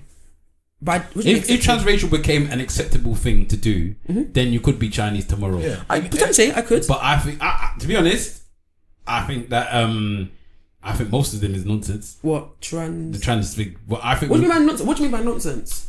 The same thing that you think about transracial is what he thinks about transgender. No, not necessarily. Because I think that some people have a deep. I think for me, they're probably born and they have this thing in their brain that makes them think that they are. They should be a woman. Yeah. So in their brain, but again, the behavior of a woman again that is something that could be socially constructed. It is socially. Yeah, so it's the same thing as what people do with race. Again, it's a social construct that this particular race behave in a certain way, and that's why I feel attached to this race. Black people behave like transracial, this. Women behave like that. To be fair, can I point out, transracial is actually the definition of transracial is not how it's been used today. Transracial was I think it's the adoption of across different races. So transracial is something that Rachel Dozer just hijacked and the media spun on it. So transracial, in how you're using to describe it, is not what it actually means. Transracial is, from my understanding, is the adoption or different families from different groups adopting or fostering different kids. Transracial, as Rachel Dozer was saying, she's black today when it suits her. Yes. Because I think that the instances of transracial is very limited. You have how many examples? Her, one, and that one was very, for me, it's even more maddening is the fact that she was black when she wanted to be and white when she wanted to be. But do you not think that transgenders do the same thing? No. You don't think that... See, No. this is where my sister Che Amanda, I agree with her, because I think there's times when they've had privilege for being a male, But that's and the way that they think at sometimes because they've been a male. Because remember, not all of them change at the beginning. It's a long time, a long period. Let's use what's her face, Catherine, whatever. Jenner, that's the one, don't. right? She's the worst one to use. We could have used her because she's the benchmark. So Levan Cox. It's very progressive. You're saying her. Yeah, because that's what she's now decided she's there. Yeah, but anyway, so some people still say him. I call him him. It depends on the day. So it could be 60 something years of age, yeah, and he's lived his life as a male, yeah. So in his head, he's got male privilege in certain capacity because he can do certain things as a male. Then he switched to a woman. In his head, he's still got that male privilege in certain capacities. The reason why you can't, okay, this is interesting. The reason why I said Caitlyn Jenner is not something you should use because not only was she a white male before, she was a rich white male, so class has a lot to do with it also. So when you're saying the whole thing about benefit from I think what Chinamanda actually said was a trans woman is different from a woman who was born as a woman and identifies as a woman still. I think that's what the argument she said. Yes. And that's very true because obviously as a trans woman you started your life or you lived a percentage of your life in the capacity as a man and you were attributed certain privileges or you experienced certain privileges. I don't think that's not something I've disagreed with. I don't disagree with that.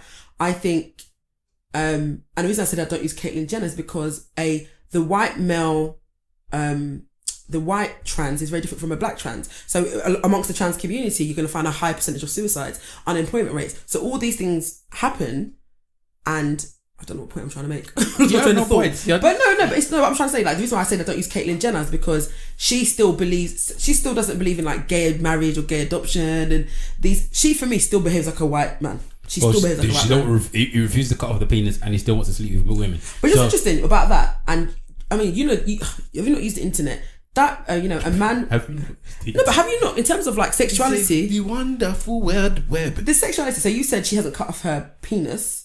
Right, and it goes down to the discussion of what is a woman, and somebody questioned me about like, what makes you a woman. Is it because I think somebody said, well, ability to have kids. Okay, what about women that don't have kids, or it's because you have a vagina or certain things, and these things can be. You always have a rebuttal for these things. What makes you a woman is your chromosomes. End of. I'm done. Isn't that? Hold on, I read something about Genetics. XY chromosome. What was it? It's how some women can be born with what is it? You know when a woman has two genitals? Hermaphrodite. See, that's not when a woman though. They're hermaphrodite. They're hermaphrodite. What was their chromosome? Their chromosome will be a spliced mix of the two. That's what I'm saying to you. But that's hermaphrodite. But They're not man. They're not woman. They're hermaphrodite. They're hermaphrodite. That's it. That's like a complete That's a third gender. That's a third gender. Genuine third gender at that. I think there is an argument. And I'm probably not the one to talk about the science behind it, but I know there are scientific discussions around what sex and gender and the chromosome. There are some women that have chromosomes or genetic makeup that could be more mannish than more women. mannish. No, well, yeah, the chromosome pairing is for a female, but then they've got like the chemical makeup is a little closer to what is traditionally considered to be man. For me, I don't have a problem with this transgender thing. You know what my issue is? I think people should be able to self-determine. I'm fine with that. My problem starts the moment I'm expected to be roped into your make-believe. Yes, that's when my issue starts. But then how are you being roped into anybody's because make-believe? Because you're living. No, but hold on. They're living their life. No trans woman has ever come to you and said to you, "Simple, oh yeah, come and accept me." No. They're not asking anything of you. It's like this. It's like this. What I mean by that, and I get where you're coming from. Yeah. And when I said it sounded maybe like it was a very enforceable thing, but from my understanding, when you meet somebody who's trans or queer or across this spectrum, Yeah. they tell you something like, my pronouns are. Yeah. As if, so now I have to change my entire language as a means by which to have a normal conversation with you. Like, oh yeah, my pronouns are this, and this, and this. And I'm like, okay. But that inconvenience, how much does that inconvenience disturb your life? It's not about the inconvenience. So what is it? It's you now are roping me into cognitive dissonance. And it's not within my will. I don't particularly want to do that. And now you've annexed the situation so that if I do not enroll in it, I'm now insulting you. Man, use some big words out here. Yeah, but it's not the same as if you said, I'd prefer not to be called black because Chinese people are called Chinese, Indians are called Indian. I don't want to be called black. Call me African because that's where I'm from. And it's like, well, I call black people black. Why are you making me change my language? But again, you weren't born in Africa. But again, I think what saves in this particular scenario is, you in a conversation, it's very unlikely you're going to use the person's color as a pronoun as something to address them by. So like if I say him, her, she, he, what have you, those are the pronouns that I'm talking about. Those are like very, very regular everyday exchanges, and now you want me to change that completely to accommodate you. Do you know what? I look at it like this shit. If that's what, it doesn't disturb my life. The price of Gary is not going to change by me calling you by whatever you want me to call you by. You know, and it doesn't. I don't see it as a major infliction on me, or it's going to affect me negatively, or you're doing something to me. So if someone says, if Wale said to me, Toy wants to refer to me as this, cool. Unless it's offensive to you, unless it affects you negatively or impacts you in a way, then cool. Then I would say fine. So if somebody told you to, if I said, Miss T, don't call me Stavros anymore, call me God, that's not affecting you in any way, is it? I would laugh, but I'd call you good. If that's what you want to be called. It's not good. He's a lie. I would call, but then okay, you might not be comfortable. It's like, look, it's not affecting you really, and you, as far as you're concerned, like, you're not God. You know, in my idea the of whole God thing as well. I remember God? like Jesus and Jesus. Because I remember in primary school, the boy was called Jesus, yeah. and Jesus is Spanish for Jesus. Yeah. So he's called Jesus. Yeah. So why do people understand it from Christianity? Because Jesus is just a name, isn't it? Jesus is a title. It's not a thing. God is God. Jesus is Jesus. But isn't Jesus the Son of God? But Jesus is God. I have discussion with Christians. Yeah. So Jesus is God, right? No. He's the Son of God. God is God. Jesus. Are you God. sure? Jesus is the Son of God. Jesus Yes, is God. and he's God as He's well. God as well. Which Talk one to is Christians. God? I promise you. This one I know. He's the Son Yeah, of this one God. I know as well. Yo, Jesus is the Son of God and he's God. Spirit. And he's God. From what I've been told, he's God. So really and truly, if I call you Jesus, I'm calling you God, right? No, but the difference is the word God. Jesus is a name. When he was born, he was called Jesus. It's now he's just hijacked the name. He's like Rakim is the best rapper. They say, yeah. So no other rapper can be Rakim. No, I've hijacked the name. I'm the God MC. I've hijacked the name. It's mine now. So that's what Jesus is. Jesus was a name before he was born, and it's a name after he was born. It's just that he's the most well-known prominent Jesus. Do you probably think God is God, though, isn't it? Technically, Jesus wasn't around before Jesus was born. In fact, Jesus wasn't even called Jesus. The letter J didn't appear in any alphabet. It was whatever the Hebrew thing was. Way afterwards. It was the Hebrew thing. Is it Yahweh? What is it? Can we Can we segue this into this thing? Have we got enough time? First of all, It depends what you want to talk about. I want to segue this because we're talking about LGBTQ and whatever. QIA. I think I know what you're going to say. ABC. Did you see this thing about the young boys that went to school with skirts? And yeah, because they said rags.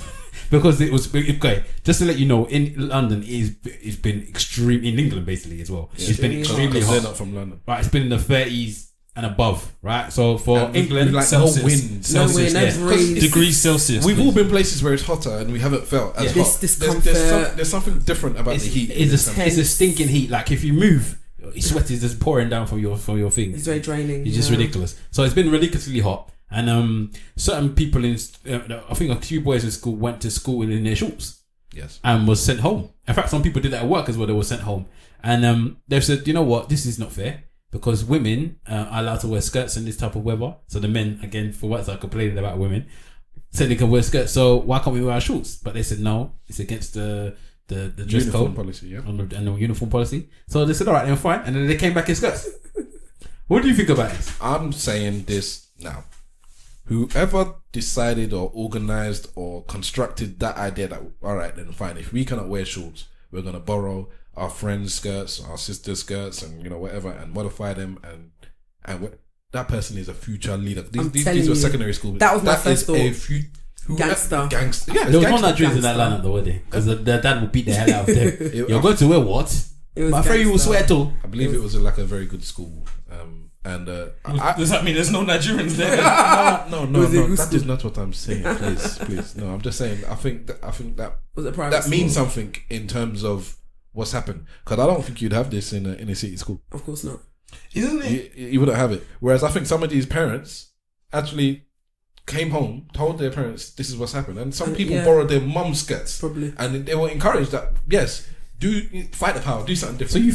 you think that people that live in inner cities don't encourage their children to Rebel. No, I don't think they would do that. I don't think in Hackney, Tunde and No, you mean the cohesion wouldn't be there. That's what you're saying, yeah? No, they wouldn't be told. I thought my cousin went to private school. A few cousins went to private school, and the mentality of people that attend these institutions is very much different from state schools. I think in private schools, you're encouraged to be challenging authority. You're challenged to question from a very young age. There's a sense of entitlement there. That's as what I was well. thinking. Is there more of an entitlement? It's entitlement, but there is that question of authority. How dare you tell me it's I almost like the can't teacher is there to. I think whereas in state schools, it's like you're trained to do something to help you get to this place in life. Whereas I feel like in private schools or those kind of They're institutions, trained to be leaders. yeah, these are the things you do, and you're taught to question. Because obviously, it's almost like you're only encouraged to question, like if you get to university stage. Yeah. Up until then, you're a student and you must learn the curriculum and follow this in order to pass. So I wasn't surprised that those guys did that, and I wasn't surprised that they were able to overturn.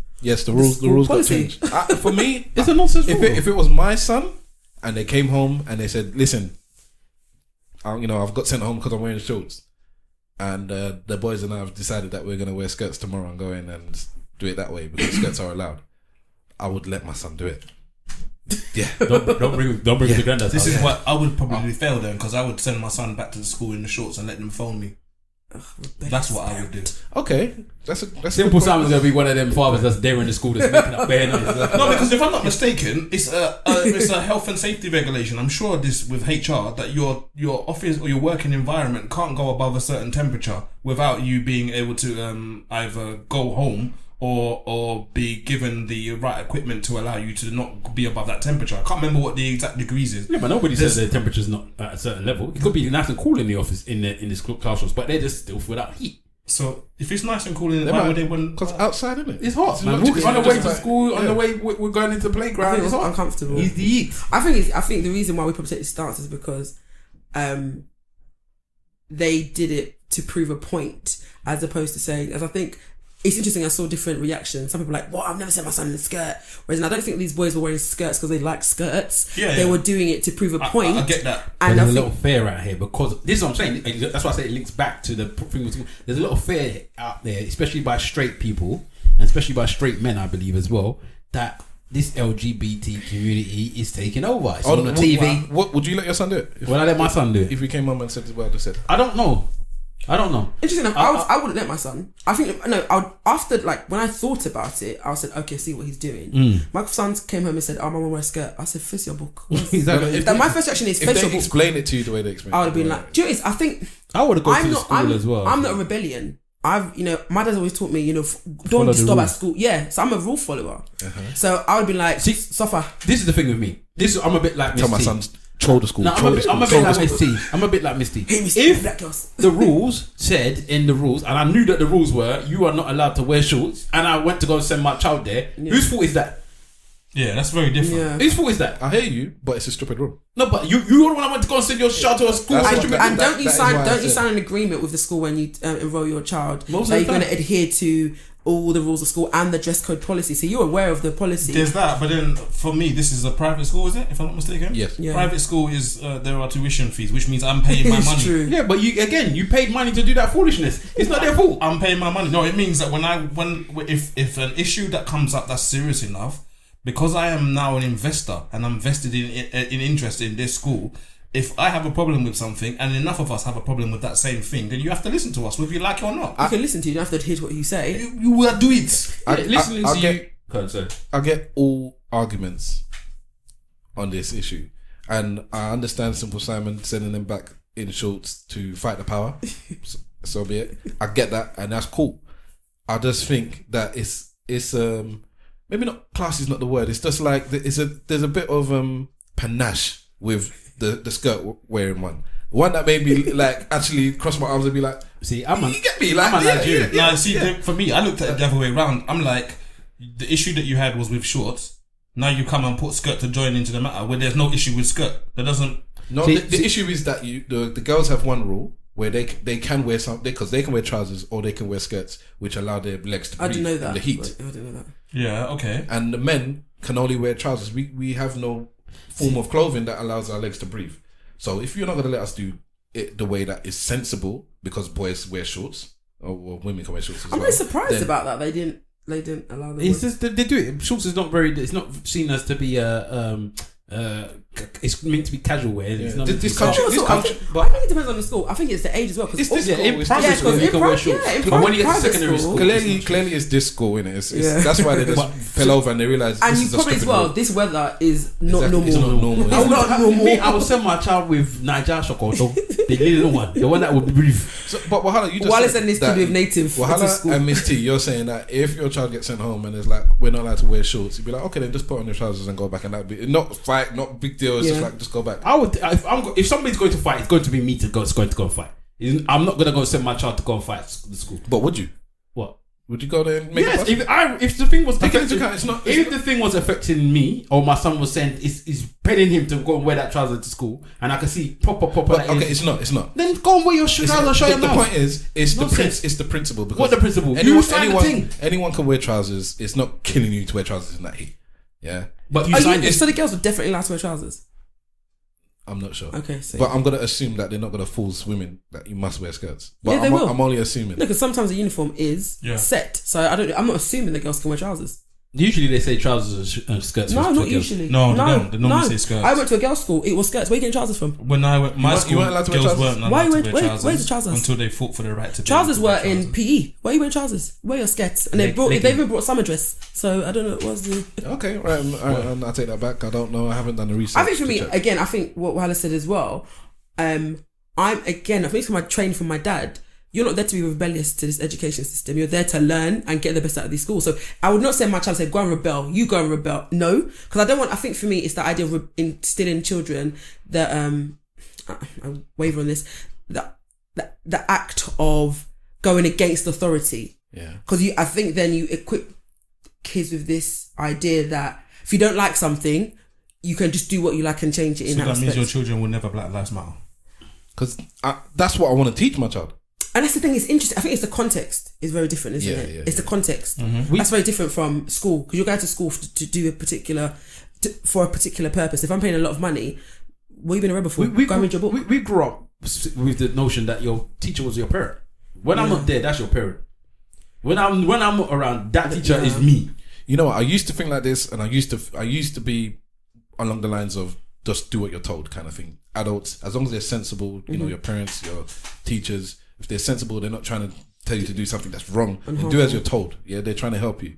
But I'm becoming more now Rebellious. not rebellious. Is what Miss T said earlier on, where we're teaching you to be an adult from young. I'm Amazing. teaching you to have your own mind, to have your own thoughts, and to do what you feel is best. So yes, as a parent, I want you to do things this way. But I'm even now, my daughter's not even 1 yet, but I'm encouraging her. There's certain things where my wife wants to do something, and I'm like, let her do it herself. Let her learn herself. Let her make mistakes herself, and let her go in the direction that she wants. I think that's bad, you know, because I do the same thing. Yeah, I don't want to put her in. I don't But want to put her down this path. But I think that's really good. But I think what I do when, eventually have sprogs, I think I want to teach them that it's important to have your own mind, but I think it's important context is very important, and how you convey your message. Because I don't want this entitled child who's going to be disrespectful for the sake of being disrespectful, or combative, or because I don't want to do it, I'm doing it my way. That's fine, but that I feel. Again, I struggle. Again, I'm not a parent, so I struggle with the whole. That's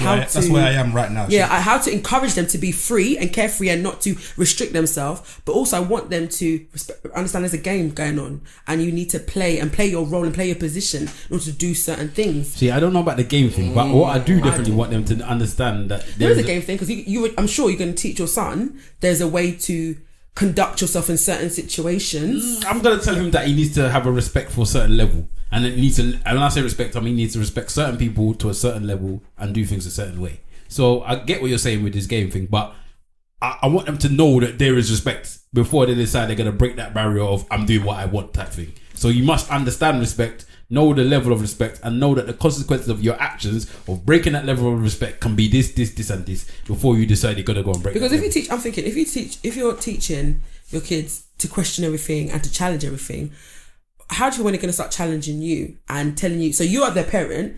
So at what point is your daughters or both your daughters going to say, I don't want to do this, and you can't tell me because I want to do what I want to do. I'm me. I want to live my life. I want to do this particular thing my way, and you've encouraged me to be independent and have independent thought, and I want because it's the best thing for me. I don't want my child to think they're a human being to this extent. And then that's the point where you say, okay, all the things that you've said are relevant, but here's the caveat: you do not, you're not at the moment autonomous. You do not provide your own food. You do not provide your own shelter. You do not create any currency. Until you do those things, what you've just said is null and void. Okay, so I don't even like using that. Yeah, I hate that. Because what happens when they turn 13? They play FIFA. They make 5 million, and then they make 15 times more than you're earning. Yeah, hold on. They make 15 times more than you're earning, and they can do what they want. Do they run the house now? No, they can go. They can come out of the house. They can go. Nonsense. Go and take your extra millions and go and do what you have to do. So the point is, you don't want your 13-year-old. Let's say I don't want it. I'm not telling you I do want it. I don't want it. But if it comes to that, that's where we have to go. Why? Because there comes a point where, as a parent, you can teach only so much. There comes a point where life has to show them something. Or a slap. Yeah? There comes a point where life has to show them something, and life can issue the slap. No matter how much money you earn, a slap will still get life can issue the slap. So there comes a point where you have to just let the white dove go. If my child comes to me and says, "Listen, you told me X, Y, and Z, but because I am, I'm independent now and I've got my own mind and I feel what you said is wrong, so I'm gonna do the opposite or something else." I'll throw straight in the eye, man. What is this? I'll throw it right in the eye. The oily I'll make him cookie as well. I cannot tell you what I do in that situation. I don't know. Daddy, I don't want to do And the challenge is because you've reared your child to have this. But never with me. Why not though? Because your mother and I and the elders in your family are different in society. You see? Now this is what I'm trying to say. That's a new layer then, isn't it? Yeah, so be carefree, had an independent thought. However, if it differs from what I think, then it's wrong or you have to do what I say. No, I feel that I'm going to be quite free with my daughter. Hopefully, that's the thought I've got in my head, that I'm going to be quite free to allow her to explore and make certain mistakes herself. But there are always going to be boundaries and barriers. Even with my wife and me as a husband, there's boundaries in our relationship and we're both adults. It's not that I can just do anything. And there are things where she will have to put her foot down and vice versa. And that's with two as adults. Well, it hasn't happened yet, but let's say, I don't know, there could be things where, let's say I'm just not doing any housework around the house at all. And you get to the point where she might say, you know what, no more.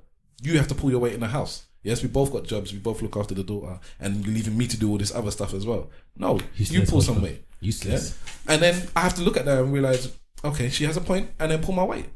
So you train the child to do your load for you. Of course. But so there is going to be a level where it's like there's a line that I'll let you get to, and where maybe many other children don't get to even anywhere near this line. Well, this line is where mummy, daddy, uncle, granddad, aunt, grandmom, we have authority beyond this line. When you get to a certain age, you can or every year the line pushes further back. Are those lines going to be established in school? Are they going to be established generally? So would you expect, would you let your daughter know that there's lines with certain authoritative figures beyond the family? So like, can she be competitive? Not competitive, can she challenge her teachers? Challenge them. Yes. As much as she wants to? She has to be respectful? She has to conduct herself properly. Okay. So you can't throw chalk at your teacher and be like, I ain't doing this. That's just rude and it's obnoxious and it's wrong. But there are things where if the teacher says such and such, and it's like at the end of the lesson, say, you know what, this is something I disagree with or whatever. But that's coming at somebody with respect, as an adult would do as well. Okay. So there's legitimate and respectful ways of dealing with things. So you think the boys that went into school with the shorts, with the skirts, because obviously it's that just hit the boundary of this is yeah. because they broke school rules, didn't they? Yeah, but they did it with swag. And I know some people disagree because they were boys in skirts. Yeah. But as far as I'm concerned, what they did was they saw a rule that was stupid. An adult actually enforced this stupid rule, and it took for the child to say, "This is what you're telling us we can't do." And once you look at it like that, I think every adult can look at it and say, "What we told this child they can't do is a bit of a foolishness." And they didn't scream, they didn't shout, they didn't kick up a fuss. They just showed up it's foolishness by wearing these skirts. But the problem I have with that is that this is a uniform specification. Yeah. So they say that girls can wear skirts and boys should wear trousers. Yeah. So now by wearing shorts, it's a sensible thing to do given the situation. Now that you've gone on wear skirts, you've actually broken the rule twice. Yeah, doesn't matter. Okay. What do you think? Do you think this has been the same reaction if this happened in a city school? Would they be celebrated as being? Of course not. Okay, cool. There'll be tons and daughters of drug dealers. That's exactly what it would be. Are going in wearing suits. All right, let's do the church notes. Say our goodbyes. Voila. Big Wahala on Twitter. Big Wahala on Insta. Find me at Simple Simon FB on Twitter. Tell me what's the crack. What's the story? Don't look for me, please. Miss T, do you want to share? They should not look for me. Don't disturb me. You don't want any more.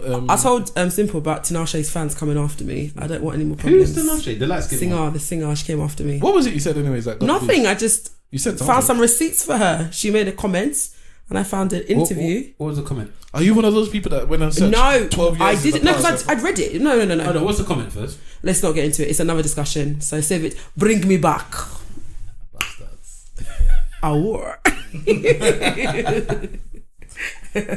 So it's a happy birthday to my sister. Big up for the first. To the other sister. And then another big up for my little brother who finished his GCSEs and he was prom king. The family is doing well. Yeah, they're doing fantastic. But I'm bigging up Baba for going to the gym. That's yes, I know. And big up bangs it out, man.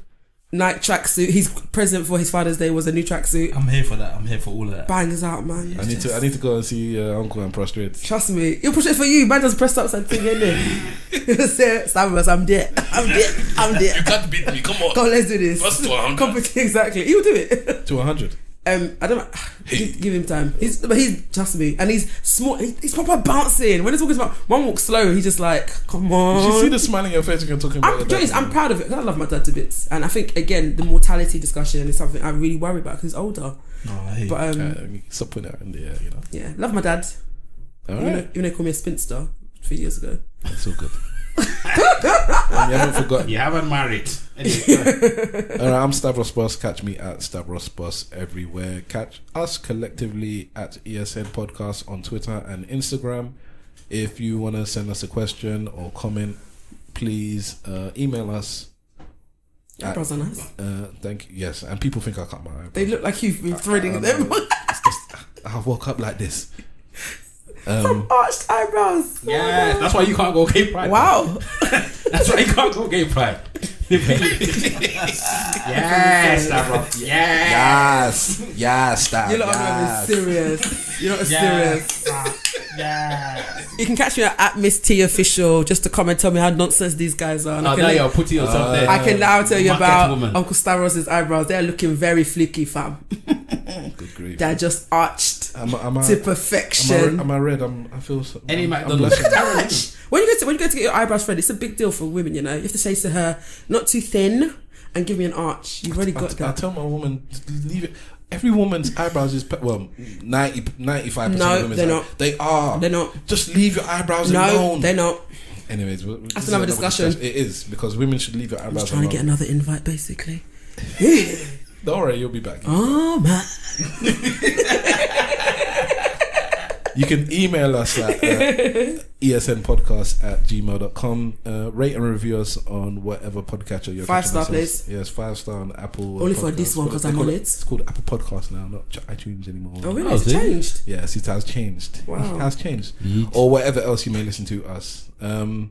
Thank you for listening. Thank me as well. Oh, and thank Miss T for coming. Thank me as well. Yeah, it's a late. No, it's late. And, it's very late. Yes, and she waited. I live in Kenya. Yes, and she had to break fast. At Everton. Yeah. So well done. Shedding. And what do you say to somebody that's finished their the month of Ramadan? just happy Eid and that's it. Is there no Eid Mubarak. Arabic? Eid Mubarak. Eid Eid Mubarak. Mubarak. Yeah, It's so the Eid Mubarak at the end of Eid. Yeah. One of them. Is that Eid now? No? No, when it gets to Eid, it's Eid Mubarak. That's what it is. Okay. Eid Mubarak. Or you're about Ecuador. Yeah. Go on, do. That's like that's Have like a festival. Yeah. But it's a festival, isn't it? Well, to all of you out there, the Muslims celebrating Shout out the Ramadan, Muslims, them. and the gays and trans and lesbian and all the rest of you celebrating Pride your gay pride. Yeah, even though we don't believe in the trans. Yeah, I do. Big up all of you. Peace. Oh, this is Latest. great. Latest. Hot, but great. And if you ain't saying nothing, say it well. Slack for life. It's a long one this one. Is it really long? Oh. Yes. Yeah, It's almost very long. 2 hours. And you that doesn't Stop like long it. ones. Oh no! Just edit it. It's not easy I am to do a long podcast. I am actually gonna put it. Huh? It's not easy to do a long podcast. No, you telling me? We all on subjects for a long time. This team. We all on subjects for a long And time. did you see how many thousands of topics we had? Or we just didn't even get Oh, around it's to been it? so enjoyable. You know what? I so badly wanted to do it. Is it really? Oh, me too. I had a lot to say about that one. We can talk about that. Do you know why? Because I made me watch the video. Yeah, well, you should have put it into the channel. The hair trans. He's androgynous. Androgynous. They bust that. Somebody should shoot him with it. Oh, so you actually watched it? It's all good. I watched it. I watched the video, and not only did I watch the video, I got into the beef as well. Yeah, man. I was heavy. You know. See, you don't even know about the Listen, beef. Beauty anywhere on YouTube is a big deal. These guys are